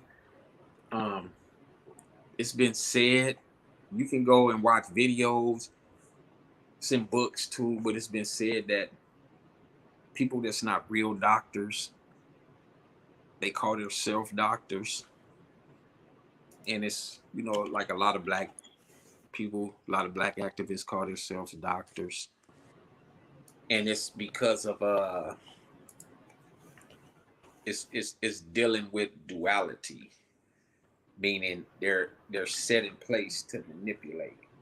They're agents. So they use that doctor to how do I say that, manipulate people into thinking that they're something else over here, Right. but really this over here, you know, meaning that they're serving two purposes. You know? Their whole agenda is to mix truth with lies, so they can get you to believe them, so they can manipulate you into doing this over here. Such people like Dr. Umar. Dr. Inky. You know? Yeah. Yep. Yeah. Yeah, I know exactly. Yeah. Use knowledge with falsehood, and they belong to certain groups, secret societies, you know, Masons, everything. It's like at this point, looking off into these certain types, it's fascinating how many of them belong to Greek fraternity. Yeah, man. Yeah. And that's where it starts. Right. When you go to college, it starts with the Greek fraternities, and then depending on your major or whatever, if you're gonna further your education and go to an Ivy League college, it goes even beyond that to even more secret societies. Right. You know, like how they got the Skull and Bones and everything that the Bushes belong to and all that, you know. So they hook you in real early. You know? Oh yeah, they put the claws in you. Yeah, they put the claws in you, you know. They put the claws in you, and that's what it is, you know. Yeah, they that's a real, that path right there, man. I'll be looking at the associated data points, you know what I'm saying? And that's when I know, like, I need to start paying attention to this right here. Is I'll look at multiple storylines or people, whatever, and it's as soon as there's a similar data point or a common denominator, I just mark that down, and then I come back through after some time and I wait to see where there's a cluster of those at, and then that's where I start paying attention to the information, because there's probably some level of truth where everything is similar at this point, and that those fraternal orders, those doctor titles, those they be titles, running all that stuff, man. You have to be able to recognize everything, you know. That's why it's good that, you know, read and research. Yeah. Read and research. You know. And really get to it. You know, when you do that. It doesn't matter how many times you tell a person to read and research or whatever, they still gonna be manipulated. That's why it's still going on to this day. You know? Absolutely. You know, I saw some weird stuff, man, with like I was actually I was I was playing the part of producer in the background, pulling up the graphics for brother Malcolm Flex, you know. Mm-hmm. And he was looking into this guy over here. It's another one of those doctor title wearers that doesn't have any type of a doctorate degree at all, or a degree at all. And you know, he was selling people all these herbs and medicines and whatnot. And I guess I was people watching a little bit on the internet and seeing like where his presences were and like how our people were responding to him. And you're right about that, man. Just throwing that title commanded instantaneous respect, and nobody was asking no real questions. They never ask the real questions because most of the times they don't know the questions to ask. That's a good point. Everything is right in front of your face. Mm-hmm. Be hanging out right there, man. Yeah, you right have to there. see. You have to see with your mind. If you're not able to see with your mind, you're not ready. Yeah. Yeah. But yeah, Doc was cool, man. Real cool. I want to look into that, brother. Some Acupuncturist and everything. Okay. He got people off of heroin. Yeah. Out there in the Bronx, had a clinic. Yep. Feeney was part of the Black Panthers and everything. He dealt with the Black Panthers too. He was part of that too, but he was part of the Black Liberation Army, the BLA. Okay. Yeah. Okay. Yeah. There was many Black organizations that was out that was for the people, though. The government came in and did what they did with COINTELPRO, agent provocateurs, all them, and dismantled them. And they still, the tactics they used back then, when they use them right now today, it's devastating because people, you can't even, you know what I'm saying? It's going down still today, man. Yeah, they can't see. Not at all. Yeah. This one of the strongest weapons of war is sentiment, and that's unbeknownst to people. They will build a bond with you, right next to you for a long time. They have the infiltrators, you know, and they will you would never guess it. That it's your brother, somebody that you love, somebody that you've been in the trenches with, whatever you want to say. They will be right there with you every step of the way. So you'd be none the wiser. Let me ask you a question. Mm-hmm. And I know people probably listening to us right now, they like, damn, they done got off topic. They start talking about this over here and over here, but really everything is intertwined in this universe. Yes, sir. Do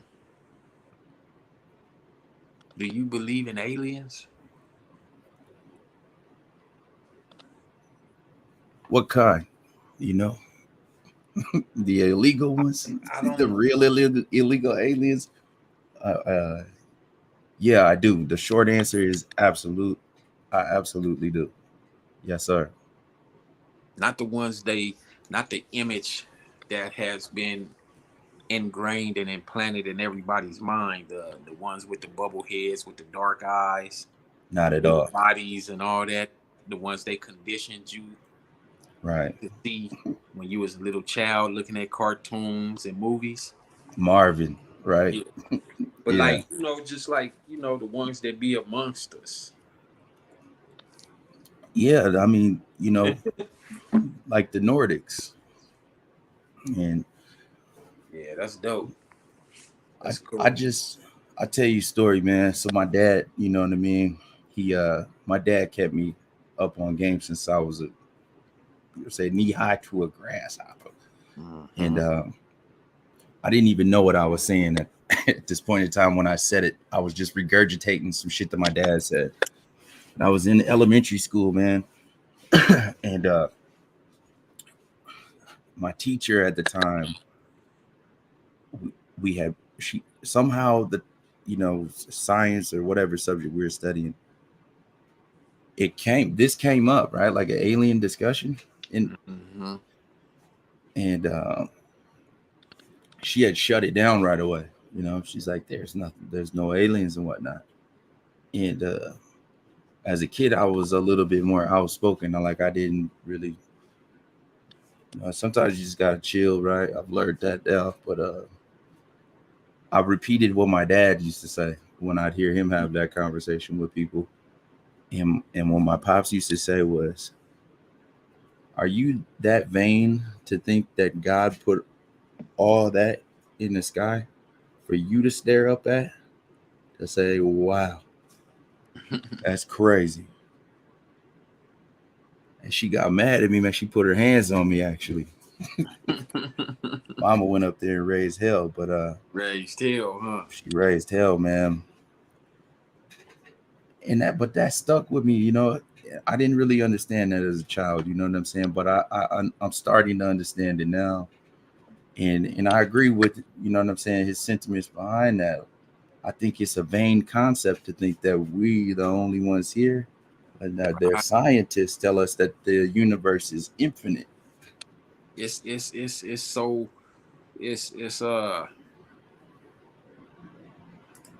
so much. Mm-hmm. Like, it's so much. Like, this universe is so much.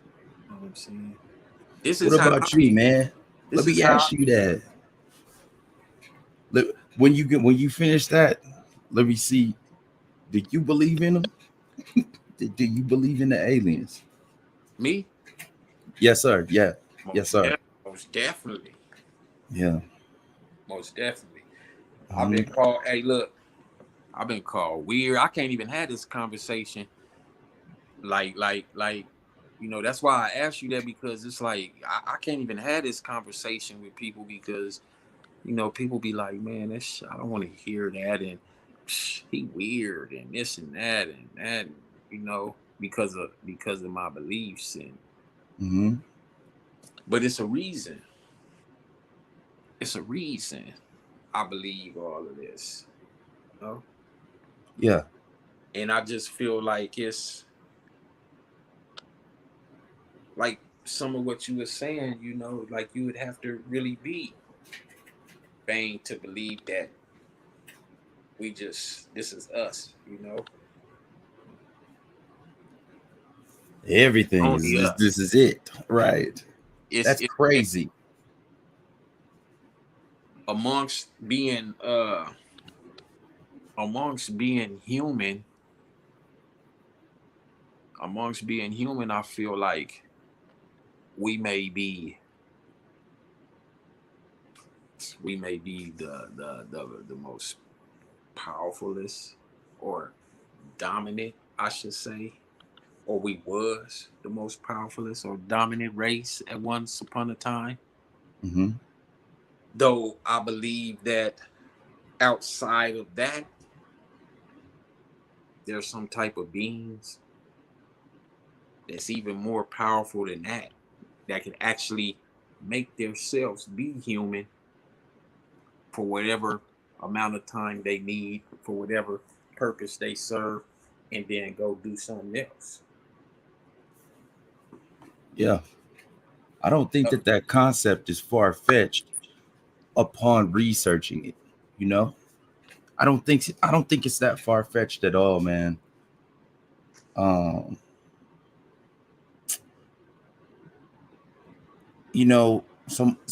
my mom had a theory, right, about the big-headed aliens, big old black eyes or whatever.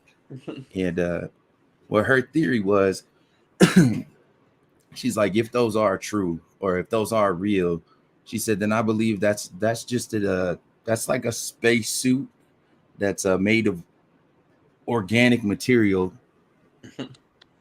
that can function in this earth, but more or less like an organically controlled, like a robot or something, right? That like a probe or a drone, like we allegedly, like the ones they send to the moon, rovers and whatnot, right?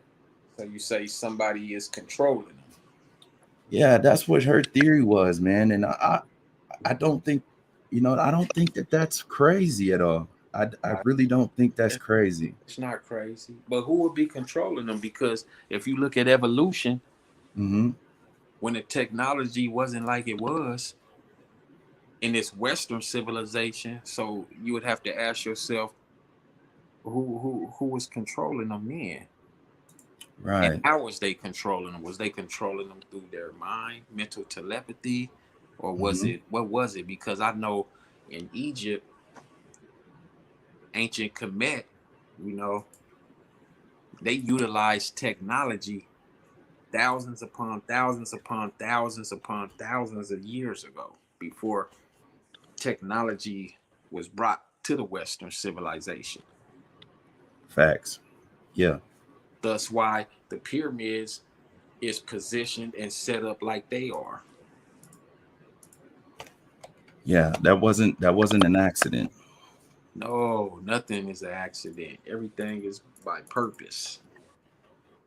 Yep. Right in alignment, like the Great Pyramid. These right. It's like in perfect alignment and synchronicity with the Belt of Orion. And then it brings me to this.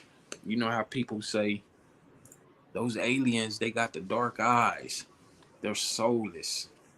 Well, what's they soulless, no energy or whatever, then what's power on them?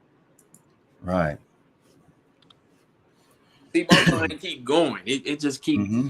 It just keep going, and I'm naturally nosy and curious for real. You know, I'm naturally Yeah. nosy and curious. So it's like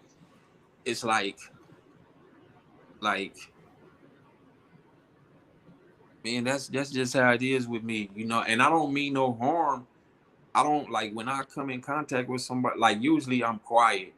If I come in contact with somebody I don't know them, I don't even really speak. You know, I just sit back and observe and peep. But like once I get to know you and I open up, you know, I may get to know you without you even knowing. It might not like you because I peep something and I won't ever talk to you. But if I get to talking to you and we chopping, then I tend to peer off into, you know, things, and that's just my nature, you know. I guess because I don't know, I'm a Scorpio or no, may not, it may be that, may not be that, and I'm curious.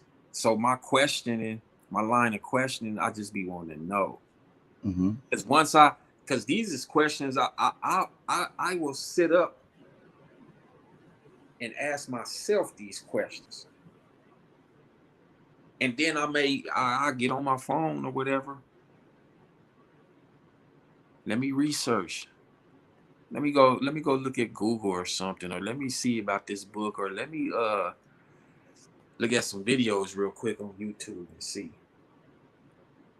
And then it doesn't end there, because after I see that and everything's put in my head, I dispel what I don't like and what I do like and what I think is knowledgeable. I keep, so, and then I start asking questions about that, and it Mm-hmm. just keeps going and going and going, and it's like, if they're soulless, they're aliens, then what? You know, what is alien? The unknown? Yeah. What is the true definition of alien? That's a Yeah. great point. Does that mean that anything we deem unknown could be alien or alienated? Because Ooh. we all know things that's unknown.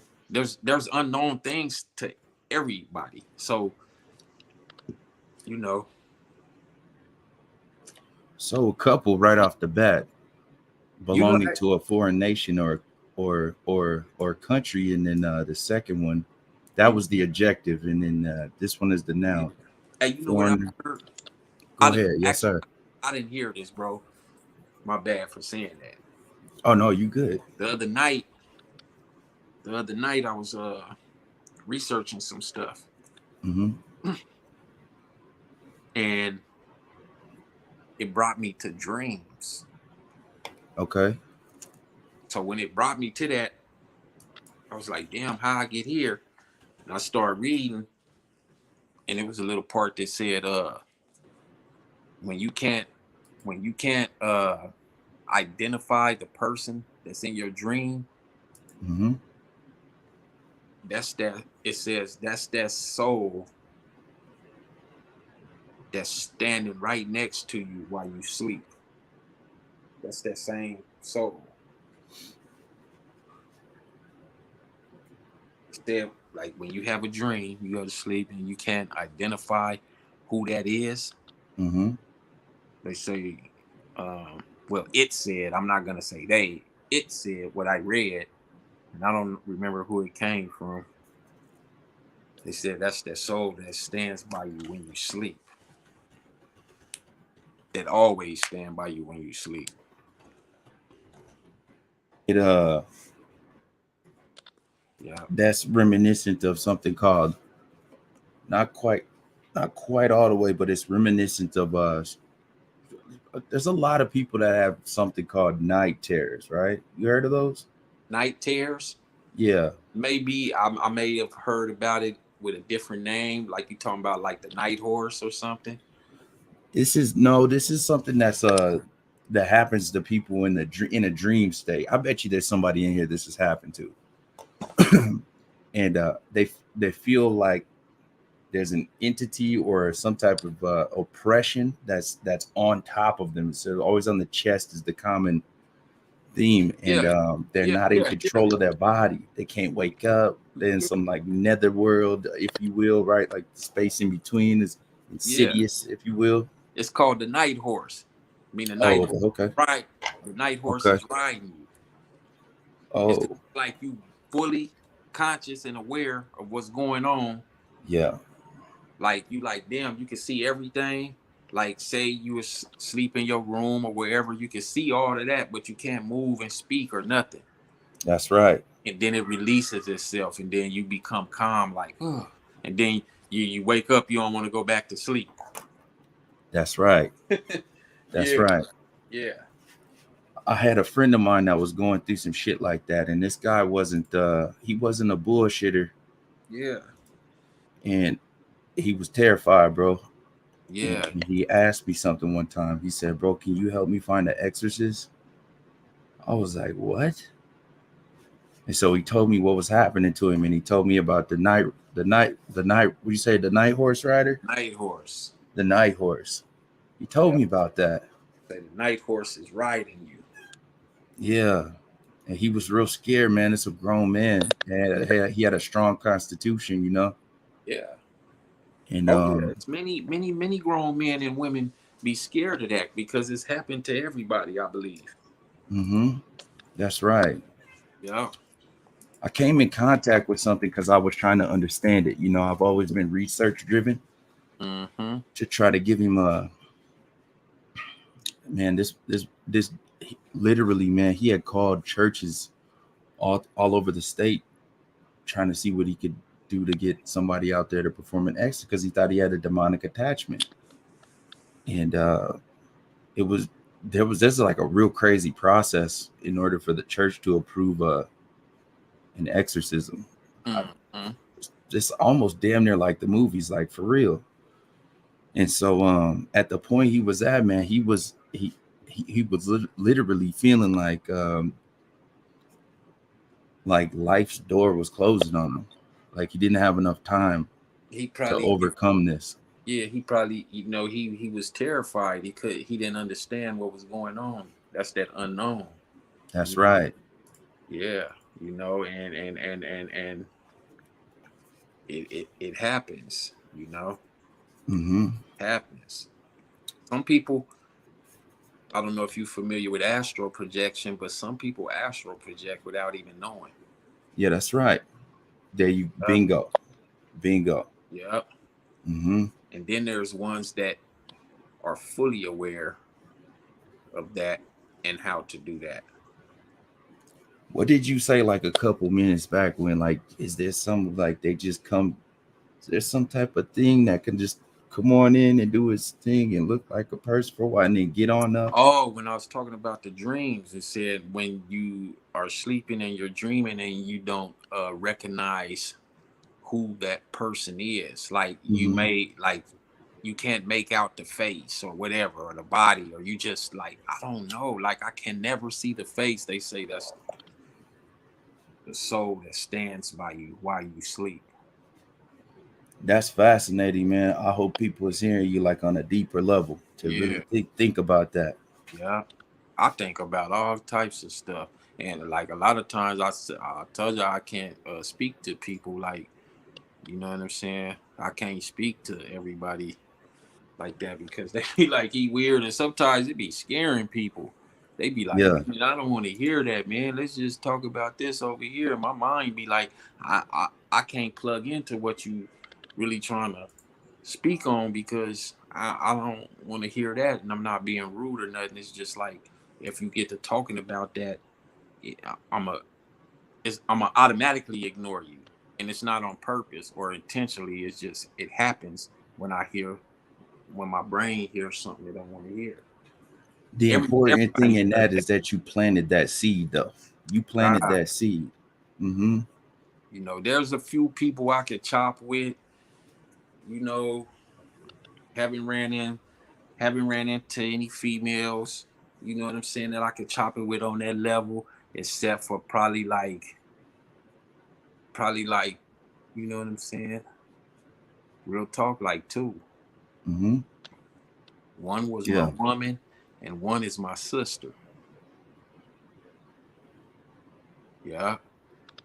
It's not Yeah. often that you find that connection where you could really like where you there with somebody on that level because well, multiple things, the conditioning, the lack of, like you said earlier, not knowing what questions to ask, or to have like a real big homie or a friend or a family member that's really kicking you the real shit and challenging your intellectual capacity. Right. Right. We lack that. Oh yeah. Oh yeah. And it's highly difficult for people to even attempt even attempt to speak on this level, because this is not something like this is not something this has to be, it's in you, but like, I don't know. You ain't Um, chosen it, you ain't chosen. I don't know. And as a couple, that's just the way I put it. yeah. What did Nip said is a couple niggas every generation that wasn't supposed to make it out, but decode the matrix, right? Mm-hmm. I think everybody is given that opportunity, but it depends on whether or not you follow. I've always had questions, bro, and I actively chose because I couldn't come up in a quote unquote woke household, but I actively chose to veer away from the truth because I just wanted to be like everybody else, right? Mm-hmm. I took the blue pill on purpose until Ermias was taken from us. And Mm-hmm. I ignored those questions, and it's important not to, because when you do inherently come back around, if you hear those questions in yourself, you're gonna fucked off a whole lot of time. Yeah. And so there's two things, man, that Robert A. Monroe talks about in this book right here. And when my friend was going through that problem with the night terrors, and I went and started researching like metaphysics and trying to understand it because I like logic and not hocus pocus. I always been based in the logic. So let me try to figure this out from a science standpoint, and maybe there's something. So I I like got running. I didn't mean to cut you off, but I like Hocus Pocus too. Oh, I love it now. I like magic too. Hell yeah. Kobe Bryant liked magic too, actually, a Yeah. lot. Mm-hmm. Jay-Z likes magic, Oh yeah, they deal with magic. heavily deal with magic. This book, man, it's called Journey Out the Body by Dr. Robert A. Monroe. And it speaks about those night terrors Mm-hmm. and the long version condensed, he believed in the principles of two bodies. are like the two pillars, Mm-hmm. and that's the astral body and the physical body. Mm-hmm. He speaks of these things, these entities, like you spoke of as well. A lot of people, he felt, misinterpret that as an oppression, and sometimes he said sometimes there could be an attachment, but a lot of times it's a lack of understanding of what's happening to you. And if you grasp a hold of what is, then you will be able to control that. And so he explains what happened to him because he mastered the ability to astral project, and he Mm-hmm. took it to a really deep level, so much so that the Central Intelligence Agency launched a study called the Gateway Experiment. And you can find this declassified documentation on the CIA's website. And you will find that this is not a fucking joke. Oh, I know. And, I know. yeah. I'm in 100,000% agreement with you. Mm-hmm. So it's a deep thing. I'll tell you, man, I experienced this, and my dad used to have tall tales, man, and I like fucking couldn't wait to get away from him sometimes because I felt like he was insulting my intelligence right in my face like that there, man.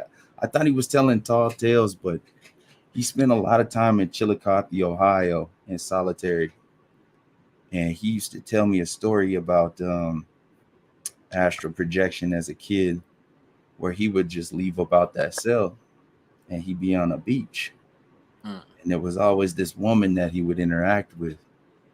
And I said, okay, man. When I read this book, I started to try to apply the tactics that were in it. And I experienced for my first time what I believe was an out of body experience. And it happened exactly the way that Dr. Robert A. Monroe said it would, from Mm-hmm. the sounds to the separation to the panic initially and to the thought process that allows the reconnection between the two. And it is I would encourage all of our people to take some time and study this subject, and it might help you understand yourself better. It might help you help somebody. You never know, but the knowledge That's is, true. it doesn't hurt to have it. You know, the Indians, or should I say the natives, or whatever title you want to place upon them, the ones that's in America, the ones that pilgrims tricked and everything,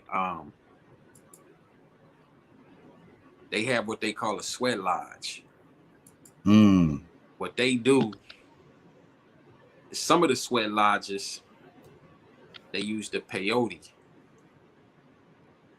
And this is much the peyote plant is much stronger than like taking mushrooms, using the shrooms, but you could take mushrooms or shrooms, but they use the peyote plant. And sometimes they don't. But what I'm getting at is, the sweat lodge is like a little hut. It varies in size depending on how many people you want to build it for, or how many people will occupy it. You go off in there, and a lot of them, they're naked, or some of them's going there with the drawers on, Mm-hmm. and they light the fire, put the coals in the fire, and they start sweating. They start sweating out all the impurities that's in the body, and they meditate while they do it. It's like a purge almost. Exactly. You purging everything within your body that's not right. You cleansing. So they meditate, and Some people pass out. Some people can't take it because it gets real hot in there, you know, but it's all this, the mind. Mm-hmm.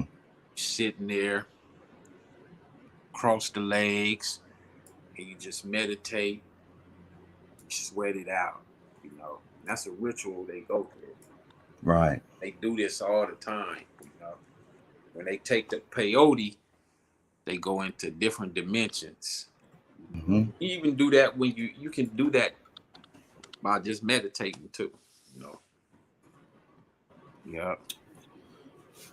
South America, it's a real common practice. It's almost the same thing, but we get these occurrences that happen within the melanated man all throughout the globe, where these practices of ingesting peyotes, your ayahuascas. There's multiple different forms of this that they Yeah. use to take this spiritual journey, and at the root of these is something that I believe it was Aubrey Graham. Maybe he calls it the spirit molecule, and what it is dimethyltryptamine or DMT, and Mm-hmm.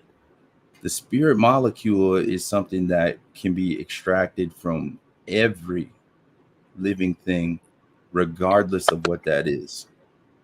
Everything has DMT within it and can be extracted. So dimethyltryptamine is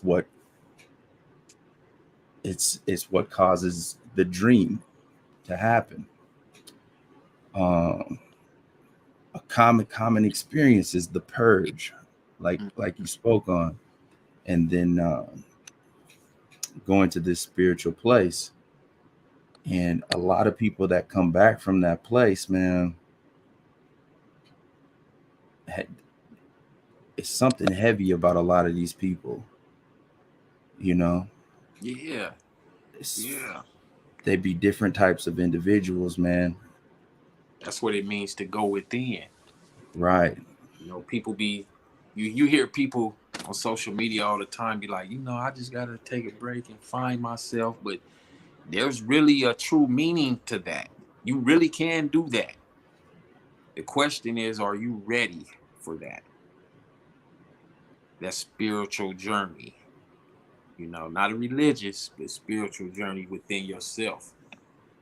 And this brings me to you was talking about the tropical forest. There's a movie.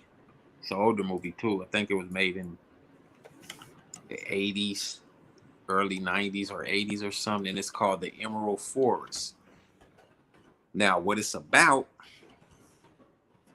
is this, you know, rich white men. They go to the Amazon forest over there in South America. They want to build a highway, and they want to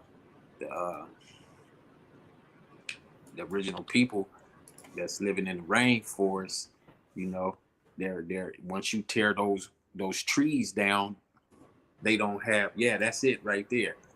They don't have nowhere to live. So what happens is the head construction dude, you know, they go over there. He's rich too, by the way. They go over there and they're hiding in the forest. They blend it in. They camouflage. They got the paint on them and everything, the war paint. And this boy that you see right here on the picture, he was 8 years old. They abducted him. They kidnapped him. Mm. So they raised him. You know, he tried to tell his father too that he said it's people in the trees. And his daddy was like, no, no, no. So he was like, he's just, you know, blowing him off and everything. So they abducted him. They raised him as one of them. And when he became this age, you know, he started going through the rituals. His spirit guide, his spirit animal was an eagle. So he was able to see. Now what they'll do, they'll get in a circle and they perform their ritual and they get the long thing and they put this green stuff at the end of it and they shoot it like they shoot it up both of his nose. They playing the music and he start like going into convulsions or whatever. And then that's when he boom, he starts seeing. and his spirit guide is the eagle, and he's able to see everything. And when he became older, this is how he found his father. You know what I'm saying? His father and mother. You know, Okay. but he did not want to go back with them and live. The only reason for him finding them was because they were living off in that forest, and he wanted them to stop the destruction of the rainforest, because once you destroy it, they don't have nowhere to live. And you have people to this day that live off in the Amazon forest in South America. They have never been into civilization ever. Right. You would actually kill them if you made contact with them because of all the diseases.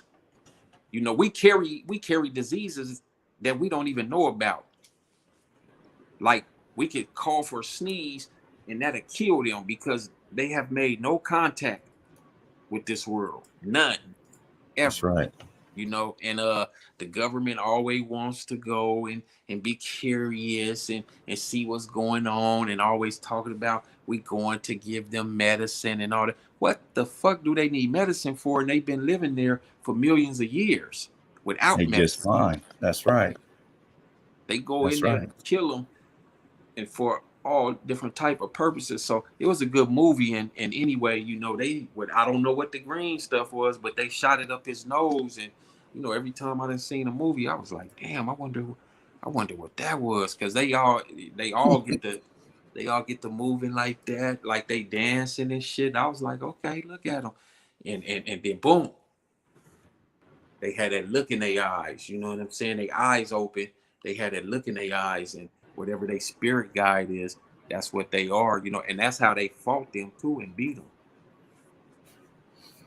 Yeah. That's deep, man. Man, yeah, man. I didn't see it's so much shit up in here, man. I'll be like, oh, They yeah. put that shit in the movies, bro.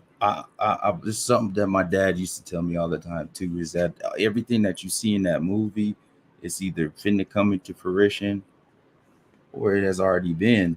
Yeah, I knew that when I seen the movie when I was younger. I knew it was real because I had been taught about people like off in the Amazon and rainforest. I always wanted to go, but you know what I'm saying? Like you know, yeah, man. They have so many civilizations. They have so many, man. There's so many civilizations around this continent, this world, this earth.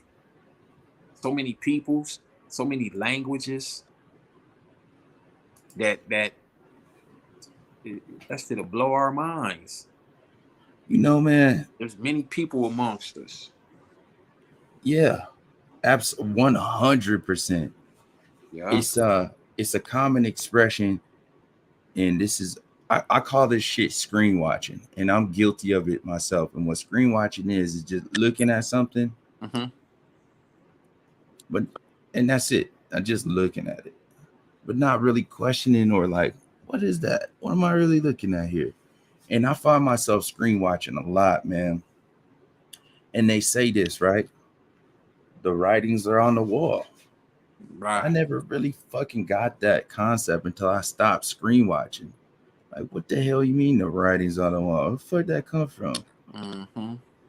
And if we take it back, man, we travel, like, go over damn Egypt, you know what I'm saying? Go anywhere where these pyramids are, and they got walls with this writing on it. And more often than not, from what the American educational system teaches us, right? We'll go by their rules. Travel across the sea was not possible when these writings on the wall were placed on the wall. But ironically, it'd be like the same shit on these walls, though. You gotta think about that shit, man. And these marvels, right? They still trying to figure it out. How the fuck they make the pyramids? Oh yeah, they're gonna be forever trying to figure it out and duplicate it, and you know that's they kind of like, you know, they kind of like build the foundations of the skyscrapers and everything, and all these cities when you go downtown and everything, because you know it's they want that because there's pyramids all around this earth. Many of them right now. There's so many pyramids that they don't even show. They don't want people to know because they generate it. They're powerful, you know. I mean, they're generating. That's They're right. generating energy. You know, it's powerful. You know, it's an energy force. It's a life force. That's right. Yeah, and those pyramids. You know, this is why the Greeks had to copy Romans and all them. You know, the Greek gods and goddesses. They had to copy and make up their own gods and goddesses. You know, there's many gods and many goddesses, you know, and if whatever you create and give life to, and you can give it life with the energy you speak into it, whether it's positive or negative energy, and it'll keep growing too. So you can create, you know, that's why there's so many gods and goddesses. And if you start worshiping whatever a person worships, a group of people, and they give their energy to that, it grows. No matter if it was a copycat or not, even though they copied the original gods and goddesses, they have their own gods and goddesses, which have energy, which energy was put into them, you know, and you know, it's you said you like magic. I like to study.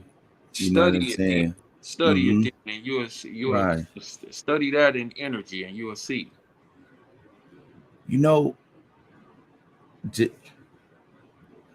there was a story right a couple years back of this. What are the colonizers, right? Because like we said, you said that there's like all these civilizations that ain't been touched, and if one of us will go there, we might wipe them out. You know. Yeah. We'll contaminate them. That's right. We'll And so, contaminate. bro, there was a story. This guy, he's pushing the Bible. You know what I'm saying? He's like one of them guys that go around, whatever they call them. And 60,000 years, there was a tribe that had, you know, never. This was the number that they put on it. Who knows? But they said for 60,000 years, these indigenous people had not been touched, right? And this guy gonna go over there with the Bible and teach them about the Lord and Savior Jesus Christ, right? And so he pulls up with his boat, and they shot his ass with an arrow. You know, not thinking about any of the repercussions, but I wonder, man, because I like you, I like to think about shit. You know what I'm saying? And really like ask myself some questions and try to figure out the answers. And one of them the questions is about the pyramids, you know. And I wonder like what the fascination is with the colonizers going and fucking with people that don't need to be fucked with. And I come to this I always wonder, man, do those people still have a hold of the ancient sciences and wisdoms? Is that what they looking for, or what? You know? They know. It's simple as this. You could teach. You could teach somebody what you know, or they could steal it. But once they steal it, or you teach them and they know what you know, they can use it against you. And Yeah, that's what they've been doing to us for so many years. You know, you have people that's afraid of magic because they don't know the true essence. facts. So they Yeah, use it in their advantage against us. and they use it for themselves, and they continue to keep themselves rich, wealthy, healthy, everything, and while they steadily put out BS to you, you know, and I'm just speaking on us as humans, or not even really humans, but just our race and the other races. But as far as these other civilizations go, have they tapped into them and what they know? Because different tribes, different groups of people, different civilizations know different things. And it all comes back around in full circle. Everybody knows, I'm not gonna say everybody, but every civilization practices magic, Mm-hmm. because that's just what it is. And um yeah, they hell yeah, they It's still. it's right. It's right in our faces and under our noses. And this is a conversation that could go towards like dualities. You know what I mean? Yeah. Yeah. There's Jay-Z, right? He has a everybody knows the song 99 Problems. And Mm-hmm. so he's got a piece on YouTube. It's only like 10 minutes long, but it's a behind the scenes recording session at Rick Rubin's house with Jay. And it's when he's recording 99 Problems. So you go through some of that video, man, and you get to looking at some shit, right? Mm-hmm. I'll take you over there real quick. And Jay, you gotta if you guys watch this, fam, I'm not gonna play the audio because we'll get spanked by YouTube, but we can look at the visual. Pay attention to what's being said in the dialogue that's happening, okay? And pull up the visual so you guys can see. There's some real odd shit, like real odd things that I know are happening in this video, man. As you progress through it, one of the things that Rick Rubin says here, he goes, "Man, I never see nobody do that. It's like some damn supernatural shit. Jay-Z just get in the damn booth and just blah blah blah blah blah blah, like front to back, like Yeah. what the fuck." You know what I'm saying? And that's what he does, man. He don't write shit. So it's they start traveling through this room, man. Right? Mm-hmm.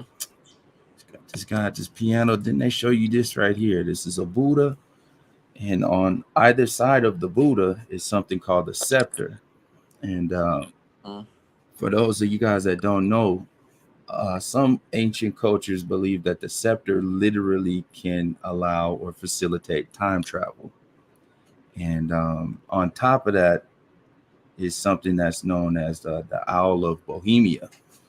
It's a deeper conversation. So you get to going some more, and then all of a sudden, you run into a fucking polar bear with a Shriner's hat on with this smock looking deal. Do you know that certain animals represent the 5 continents? I didn't. I mean, I'm gonna run a lap though. Yeah. Yeah. Yeah. You should check into that. You already know I'm finna. Yeah. You know, America uses the eagle. Okay. Russia uses the bear. Oh. Europe. Oh. Yeah. Okay. Yeah, check off into that. And when you get a chance, check off into signs and symbols too. If you able to get a book or read it online, or just Google or whatever, just get off into that. And once you start seeing that, signs and symbols will start popping out at you every day. All the time. All the See, time. like my dad prepped me for this. I have to chop it up with you, tell you about my pops sometime. Yeah, that's cool. Yeah. Yeah.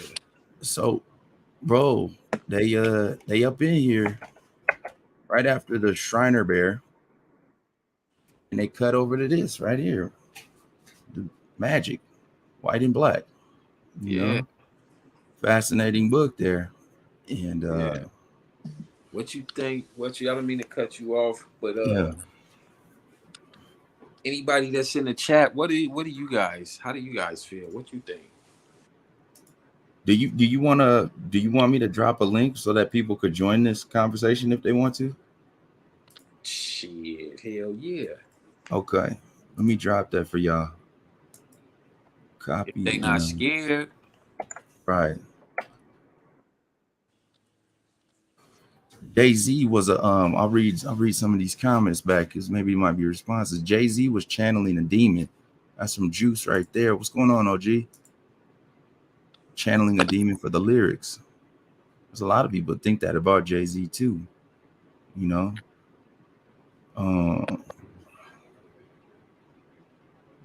Please be protected watching any of these videos. Protect yourself. You know what I mean? You don't want any of that energy on you. Well, yeah, you got to have a conversation though. You know what I mean? That's important. And numerology also. Right. The book that I read, man, off the rip from listening to Nip was the Anunnaki Code, End of the World and the Return to Earth. It's 2022, the Anunnaki Code. Yes, End of sir. the World. Yes, sir. What you know about that? The Anunnakis. Not enough. You know what I'm saying? But it was a good starter. Read. Mm-hmm. Read. Yeah. Read. Yeah. Oh, yes, sir. Yes, sir. Yes, Phenomenal book, man. Oh, you touching now. You getting there now. You already there, but you there now. I had some pretty profound experiences in dealing with the rituals and practice that I put it to paper, man. 2 of the rituals, and shit happened immediately. Like one was Zayil. You take a rock that's in the arrow shape and you write Zayil on it 3 times and put it in the foyer of the home, bro. Set an intention, and that shit happened. It actually happened live on the internet. I was on live. It was a real emotional, profound moment. Yeah, that's magic. Yes. That's right. Yes. Yes. That's right. Yes. The Anunnakis, man. I should get my cousin on here one day. He's highly versed in that. Mm-hmm. Highly versed in that. Yes. It's not a game. You know what I mean? That stuff is real, but it's the duality concept. It just depends on. Everything. It's like who are you, right? At your core and what you do with the knowledge, right? Mm-hmm. I talk about it all day too, man. Don't get me going. I love that shit, man. I love that. Yeah. Yeah. Yeah. Yeah. The ancient numbers, there's there's a deep meaning, and it will cause like a frequency shift inside of us, especially like us, the melanated man. And I forget what it was called, but there's something different, man, like in the brain. Just like millions of these particles that once they're excited, like they literally cause a birth or a rebirth and open up some channels inside of your brain. And that's like a concept or a conversation like metacortex. Dealing with megahertz. So is it the megahertz or is it just the hertz? Like so many megahertz or so many hertz. You know what I'm saying? The vibrations in your body.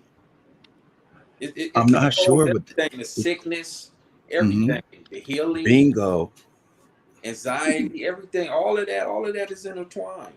That's right. That's right. All of that is intertwined. The frequency, whatever frequency is set at, that's why, drinking certain water, pH balanced water, alkaline water, alkaline foods, controlling the hertz, the vibrational patterns in your body, the DNA makeup, you can heal within. Absolutely. Yes, sir. That's why music is healing. Certain music, it's very healing. That's why it makes you when you hear certain songs, it make you dance, and you be like, you know, you see babies, and sometimes, most oftentimes, a baby don't even have to look at you and emulate what you doing. You know, they just hear the music. It's the vibrations, and they just start moving. Like, damn, like, look at that baby. Like, she killing it, or he getting it. Right. They just, yeah. Everybody cannot do that. No, they can't. Something I read about Why music you have too. It copycat? like with certain people it causes goosebumps, and some people never experience that. It does cause goosebumps. You be like, Mhm. ooh, that's when you, yeah, yeah. Yeah. You know, Dexter Brown, a very influential man in Amos's Nip's life, um, from about the time he was 16 until 21. Nip lived with this man, and he basically had the first STEM system or STEM program, but it was just focused on music. And he didn't realize where he moved to, right? But he moved into the heart of the 60s, and his intention on moving to Los Angeles was to photograph and capture Hold on, I'm crip listening. code. Go ahead. Okay, Keep going. was I'm the listening. okay. It was to photograph and capture crip culture and try to shed some light on that and share that with the world. And so he was talking to to Cuzzy Capone, because Cuzzy stopped. He was cooking food and Cuzzy wanted a plate, and he said, "I'll give you a plate if you can tell me where I can find the Crips." He said, "You tripping? You live in the heart of the '60s, bro." Like, so Dexter, man, had this concept, and he was it goes. It's like the Quincy Jones story where he just wound up in a place in front of the piano, but he was originally planning on like robbing the church. Mm-hmm. And so, long story short, he says, but Quincy found that piano and that changed his life. So Dexter Brown wanted to be the man that facilitated putting the keys in front of the boys. And that's exactly what he did, man. It's exactly what he did. He set the intention and he changed it, but he's from the Caribs, right? Mm-hmm. And Hold on. I'm mhm, listening. mhm. It's very powerful history there. And there was a man that spoke about Dexter Brown, and what he said was this, y'all. He goes, Dexter Brown capture lightning in a bottle. And this guy has like what you would picture like a voodoo type um, surrounding around him. And it was powerful the way that he said that, and also with the story that he told, and how every single one of those individuals that Dexter Brown interacted with on a personal level, they all wound up being exactly what his intention for them was: successful millionaires in the music industry that now have ways to pull out their people from these intense social or societal constraints.